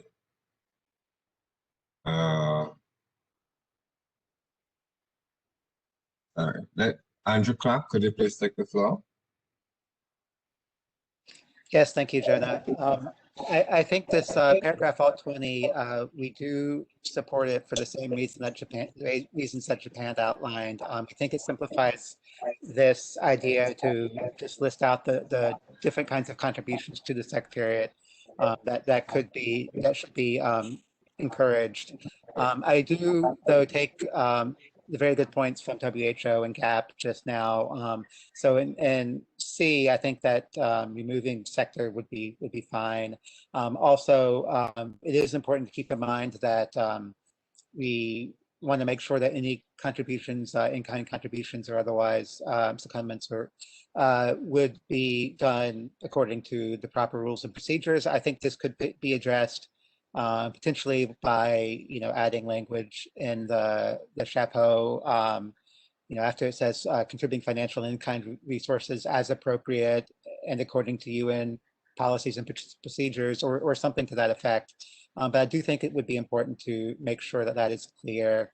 And I think, I think that we should also consider how we could make sure that there's good transparency in the budget. So I don't know if it would be appropriate to have language to that regard in this paragraph or elsewhere under the under the section of the text that addresses Secretariat, but it is something we should consider. Thank you. Thank you very much. We seem to be having quite contributions in that regard, and this contribution will be noted definitely in the outcome document. I do apologize for previously calling on Greg. I was trying to locate the origin of the phrase which Suki from Japan raised the question. And flipping through the numerous documents, as you all have mentioned before, it's quite a number of documents. I mistakenly landed on Canadian input. However, that phrase is comes from the original text, the SICAM IP4. If that gives you some clarity. So it was part of the original paragraph that was included in that new proposed text, in this new proposed text. So I hope that provides some clarity to Japan. Moving on, do we have any further requests for the floor? Yes, Jana, we have Abbas Torabi from Iran, followed by Suki from South Africa. Thank you very much, Iran. Could you please take the floor?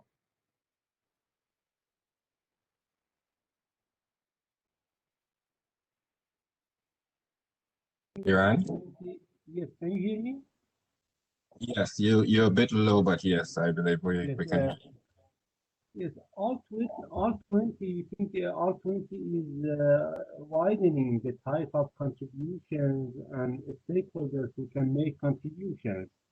But it's, at the same time, it is good, but at the same time, it will make ambiguous who will contribute.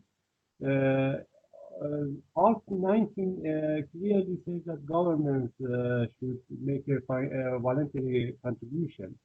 So the responsibility for the responsible stakeholder is clear. However, we think we can work more on this paragraph and add something to that to open the way for other stakeholders to make a contribution, make a voluntary contribution. But deleting and removing the responsible stakeholders who actually have been able to contribute in the past years, we think it is not helpful, and governments should be main contributor here, while we should be also open to other stakeholders' contributions. Thank you. Thank you very much, Iran, for your contribution. Zuki, could you please take the floor? Zuki from. Thank you, Shana. Paragraph of 20 is talking about several things, and I think we need to find a way of separating issues. We're talking about the Secretariat, which in the previous part we said it ought to be funded by government through assessed contributions. GAP it put forth the paragraph to that effect. The issue I'm not seeing here, or where I see there is, for example, the last part where it says where possible. We can't have where possible when we're talking about money. That part where we said how the Secretariat should be funded should take care of the funding needed by the Secretariat, that is to undertake operations. And then there's a component that I'm not seeing, pardon me if we're still yet going to talk about, the means of implementation. We said, we have indicated how the Secretariat should be funded before, for it to facilitate or support countries in implementation, as in they are the ones that ought to implement the implementation plans. The 0.5% we're proposing, that's primary for implementation. But then beyond that, we need to talk about issues like how do we then get Jeff, for example, to support, to contribute towards the means of the implementation, for example, to broaden the Jeff window. And also we've got a special program at the moment, special program that we know that it's, yes, it's challenges in terms of the applications that are coming through compared to the money that it has. But we may not know whether things in the near future may improve. For example, if we were to request Jeff to expand its window to accommodate SciChem, that would be a good thing. And then on the other hand, the TORs of the special program, such that there's additional support. One thing that was clear from the assessment is that there was finances were not there to literally have the Secretariat operating fully, and also to have implementation plans implemented at a local level. Yes, it's good to second people or with expertise to the Secretariat, but that should be an add-on. We should not rely on that. The Secretariat should be able to operate fully, funded by us.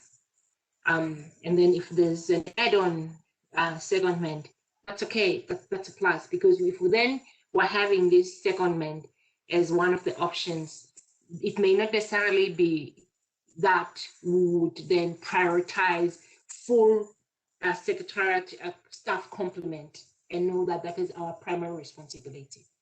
And then also the issue of means of implementation. It's very important. We can have a good Secretariat fully operating. If there are not sufficient resources for these implementation plans to be implemented in the various countries, still we have a serious problem there, a gap that was also identified. So I'm hoping this is the last meeting, but we need to have the component of the means of implementation coming forth clearly, that as much as we're talking the Secretariat, we still need to talk in detail and have proposals in terms of the means of implementation, one being this 0.5%, in addition to that, to request Jeff to widen the window, and also the 2 hours of the special program. Thank you. Thank you very much, Steve, for your contribution. Eduardo, do we have any further requests for the floor? Yes, Jonah, we have Thomas from Norway, followed by Valentina from Uruguay. Thank you. I would like to also ask or remind participants to lower your hand when you have taken the floor. We'll continue to facilitate intervention. Thomas, could you please take the floor? Thank you very much. And I'd also like to thank GAP for contributing with considerable budget expertise gained throughout the years. I thank the co-facilitators for the text proposal. I think that my concern is related to, in particular, the in-kind element, which was originally in the proposal from Norway and Switzerland, limited to only one kind of stakeholder. We certainly, stakeholder group, we would certainly welcome in-kind contributions. But the way it is now phrased, I think that it does not provide the robust basis for the operation of the secretariat that we were looking for. So I have reservations on that, and would certainly be interested in looking further into the text on the basis of also the other contributions that have been presented in this meeting. Thank you. Thank you very much, Thomas. Valentina from Uruguay.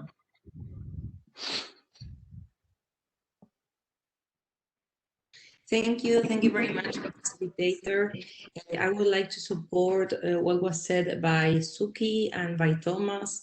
We as GRULAC consider and we of course support the need to discuss the means of implementation of this new framework that is crucial for us.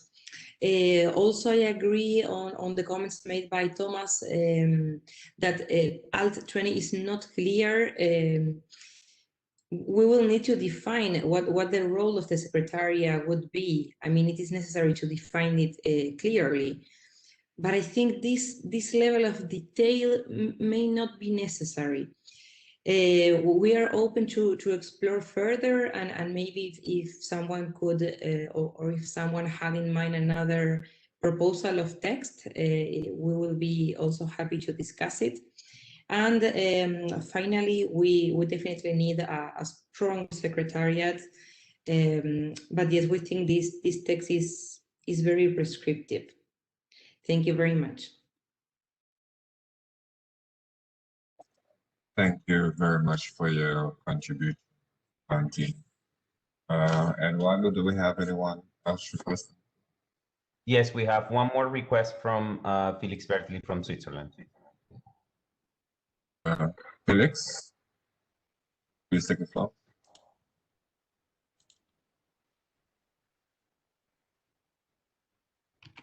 Is he still asking for the floor? Yeah, I think Felix lowered his hand. So just to confirm, okay, it's now up again. So I just unmute him. Yeah, you are unmuted, Felix. Thank you very much. And also thank you, Jonah, for the good introduction. You really perfectly well presented the viewpoint of Switzerland. I have the impression that there's a general support to improve the funding of the Secretariat. And perhaps if it would be now in a physical meeting, we could really step outside together half an hour now and could quite do some work on the text. But now we are in a version, it's a bit more complicated. I would also recall and echo the comments made by Uruguay and Norway regarding Alt 20.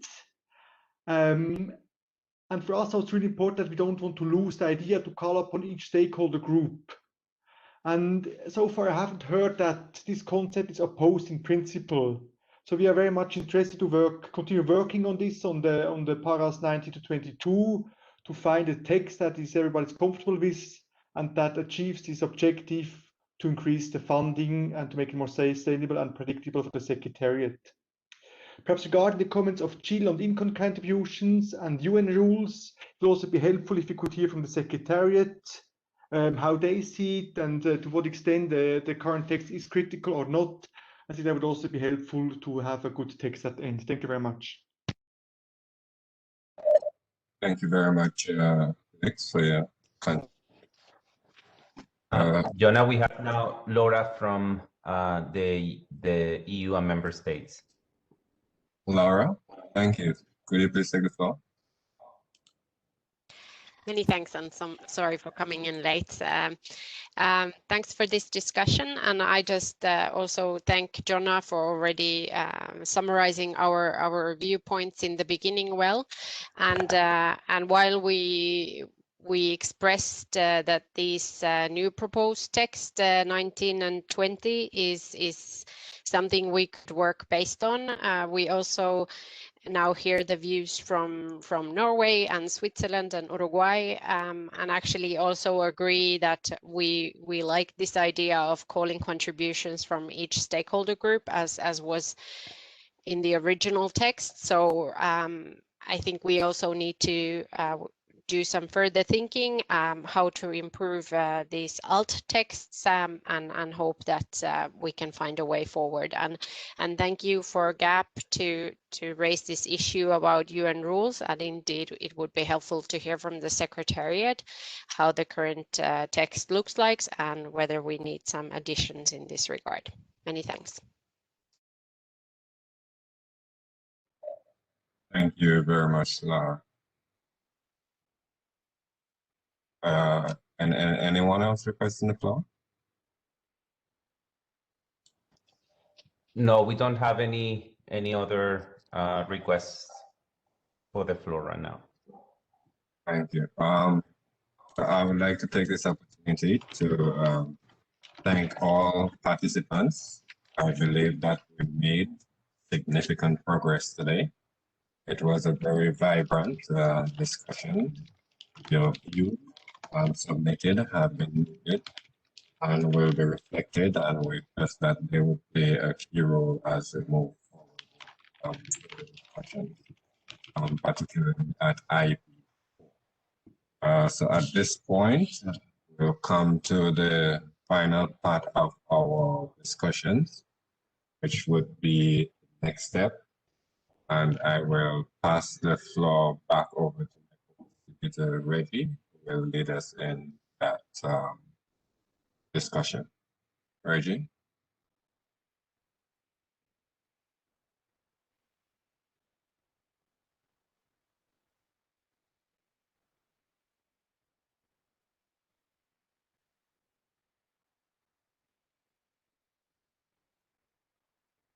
There it is. I managed.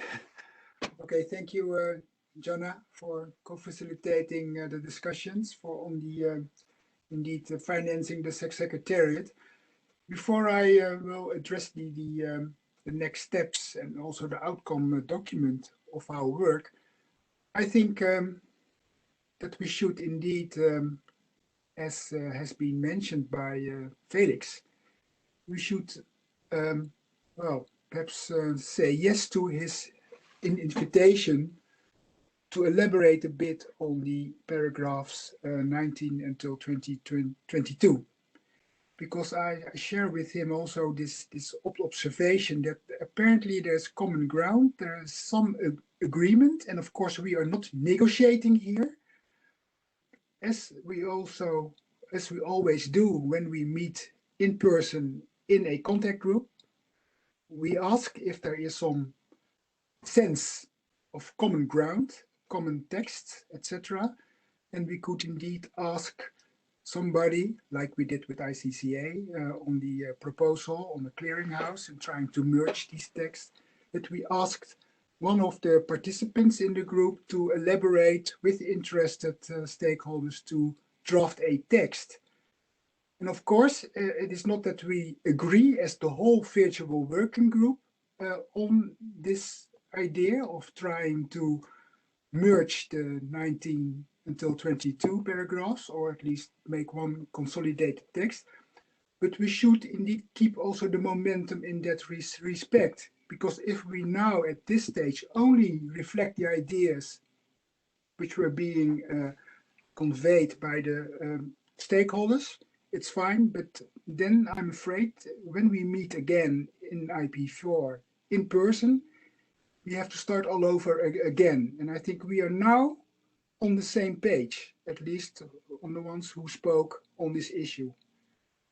So what I would suggest is that we at least ask Switzerland to prepare in close cooperation with those who were vocal on this matter and perhaps other stakeholders who want to volunteer to perform this job, to carry out this work, that they volunteer also. It is of course open-ended, transparent, etc. But let Switzerland try to coordinate a new text which captures all the elements of paragraph 19 until 22. At least the outcome of such a work could also be annexed to the work of the virtual working group, but really indicating that only that group discussed it and agreed on a common text. That would be at least a proposal I would like to make at this stage. So if the virtual working group is okay, and of course if Switzerland is okay, then we can ask Switzerland to perform this work for us. That would be my first observation at this stage as a result of the discussion on financing of the Secretariat. Would it be acceptable for the group that we task Switzerland to try to come with a common consolidated text on this, not replacing the current text, which is now in IP3, of course, because that will be the basis anyway for our discussions when we meet in person. But at least then we have already in an annex a new idea, a new text which we could discuss in person at IP4. Reggie, we have Andrew Clark from the US, followed by Switzerland, followed by Jill asking for the floor. Okay, Andrew, please, who first? US? Yes, thank you. Thank you, Reggie, for the suggestion and for looking at ways to find a new way forward. I am a bit concerned, though, with where we are in the process for trying to do something like this right now. Since this is the last meeting of this group, we wouldn't have an opportunity for this group to kind of bring back what they had discussed into the larger group before it moves forward to the Bureau. So I think it would be maybe a little bit problematic for the virtual working group's report to include something that hasn't had, the whole group hasn't had an opportunity to discuss and reflect on. I do note that the decisions on what we do forward in virtual groups, it still needs to be made, and the Bureau will discuss that next month. And but I do think that this is certainly one of the issues that we need to have much more robust discussion on, and I am pleased to see that there are some common ideas beginning to emerge. But I also think that there are still a few very basic differences on how this section should be arranged that I think we heard in the discussion today. So I would suggest that it might be better to wait, include this as an item that we would want to discuss in the meetings going forward. However, the Bureau decides that we'll be doing those at its next meeting. Thank you. Thank you, Andrew, for your views on this matter. Next one, Eduardo, who was it? Sorry, I forgot. Yes, we have Switzerland, so I'm going to open the mic. Yeah, Felix, please, Switzerland, followed by Gab. Thank you very much, and thank you very much also, Reggie, for this the confidence that you put in us. I think Andrew has raised some good comments and thoughts about the process, that we have to be careful, that we are very inclusive, transparent, and following the rule, the process we have agreed on. So for sure, we are willing and open to do such a task, take on. However, I think that, as I said, the concern raised by Andrew have value. So perhaps you could also discuss this when you report back to the Bureau. And then in case if that would be an idea that we could work on that, then we're happy to take on this task. But for sure, everybody has to be comfortable that we have a good procedure and that we get also the support that we would need. Thank you very much. Okay, thank you, Felix. Jill, please. Very much. Yes, I fully understand the US concerns in this area. But I think it would be a good idea to propose to the Bureau that further work is done on these paragraphs and get their okay rather than annex something now, because it needs some time to reflect on it too. In that context, I think you talked about 19 to 22. One or two of my proposals were about merging 18 with 19. So I wonder if, in fact, the whole group of paragraphs there could be kept together in this further process. So we would be very interested in taking part, but not quite yet. And obviously such a subgroup should be open to everybody who wanted to be. Okay, thank you. Neil? Eduardo?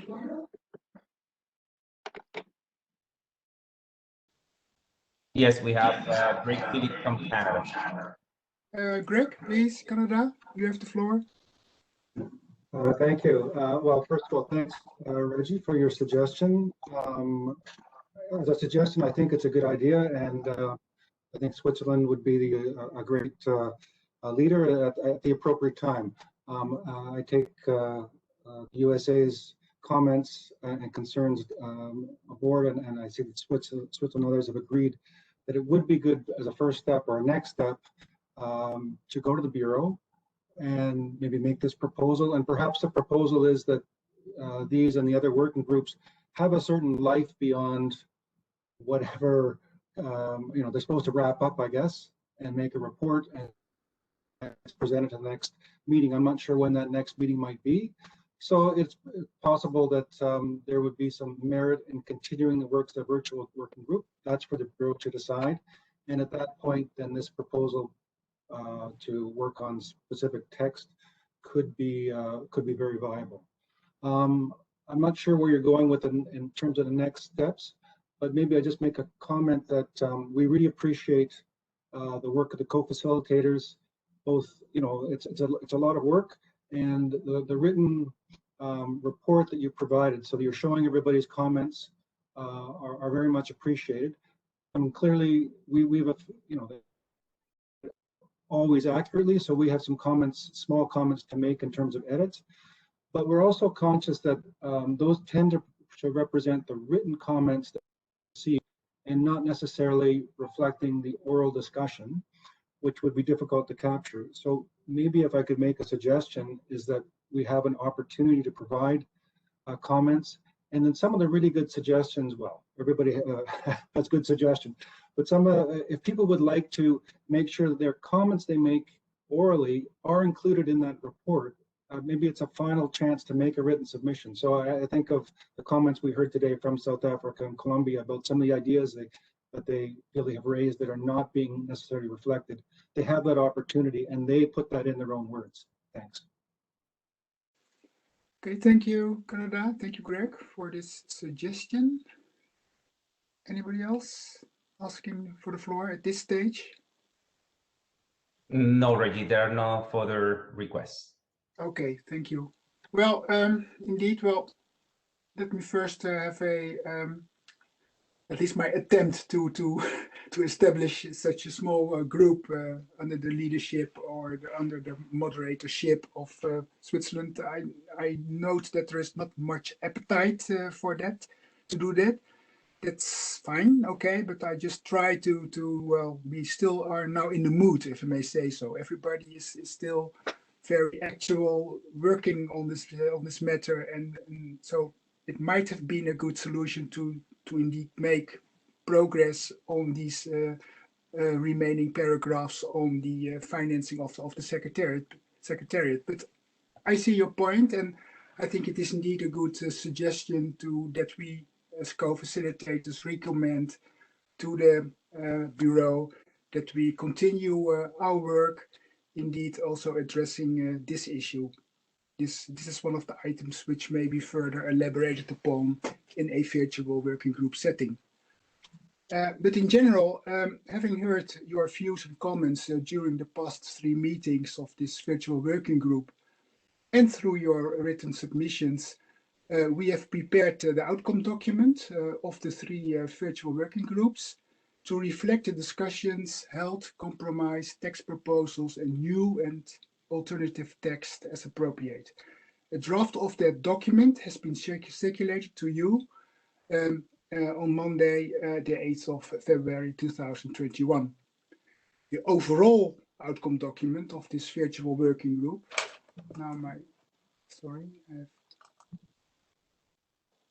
of this will contain a summary of your stakeholders' written input and oral intervention made during all 4 virtual meetings. So that is also my answer to Greg. I would say that we also would try to capture the oral comments made at this meeting in our final outcome document. The final document will be our responsibility, the co-facilitator's responsibility, and will be posted online under the dedicated virtual working group webpage, and we will present it to the ICCM5 Bureau for their consideration. We have been informed by the ICCM Bureau that due to the postponement of IP4 and ICCM5, all virtual working groups will take a pause now, while the Bureau, the IP co-chairs and the Secretariat reflect on the lessons learned from this virtual process. Should it be decided to allow more time for additional meetings, we will recommend to the Bureau, in addition to the discussion on financing of the Secretariat, what we just discussed before, we will also recommend the continuation of discussions on the financial considerations, and then in particular on the 2 proposals related to private sector involvement presented so far, being the capacity building clearinghouse mechanism, as has been introduced by ICCA, as well as the IPEN-CL proposal supported by the African group for a coordinated tax or fee on the chemical industry. I want to note, however, that we are currently discussing recommendations for the overarching policy strategy, OPS. And I was just wondering if the OPS would be the right place to address both mechanisms, so the coordinated tax mechanism as well as the clearinghouse mechanisms, if that would be a good place to discuss them and put them in the overarching policy, overall policy strategy of the ICCM. But that's a question we have to answer at a later stage, but I think at least our virtual working group could address those 2 mechanisms in addition to the financing of the Secretariat paragraphs as our next steps to be addressed. But again, we will recommend that as co-facilitators to the ICCM Bureau for further decision on how to proceed. But the pause, I think we all deserve that very well, not only our virtual working group, but everybody.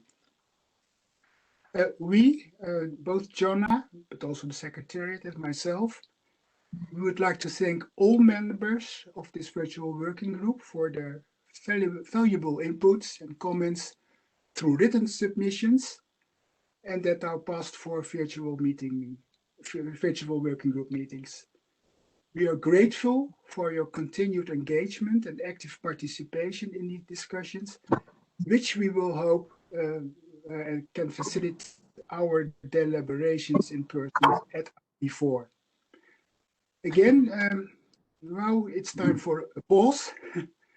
Let's hope that the Bureau meeting in middle March will indeed take note of our recommendations, and that after a pause we can continue our work, hopefully in the same setting and also with the same active participation of all stakeholders who were participating in our group.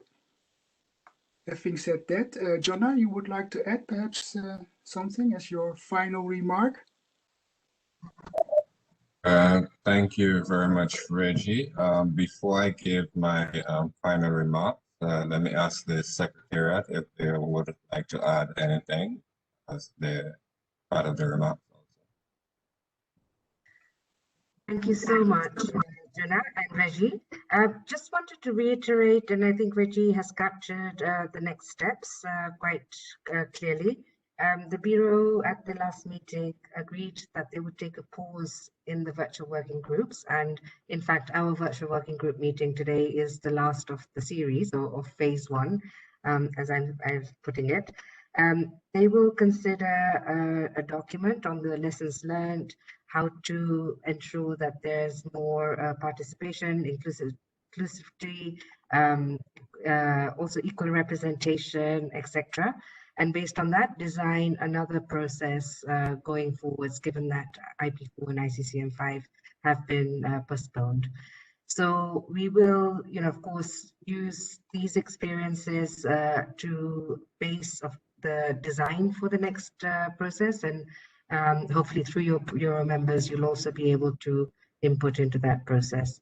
I think, Reggie, just if I heard it clearly, there was a request from Colombia to further discuss a dedicated external financing and the paragraphs there. So that could be part of our recommendations as well going forwards. Thank you. Okay, thank you. I'm sorry for missing that. Okay, thank you. Thank you very much, Nalini and Reggie. I think at this point, we are all updated adequately. What is the next steps?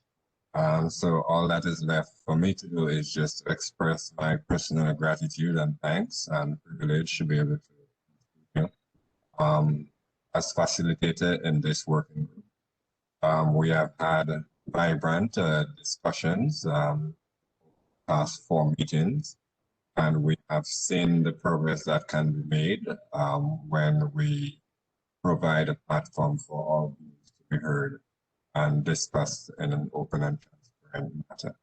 So thank you to all the participants for your good work and contribution to my co-facilitator Reggie and to the Secretariat, their continued support and hard work in the background. And just thank you all. Stay safe and see you all soon.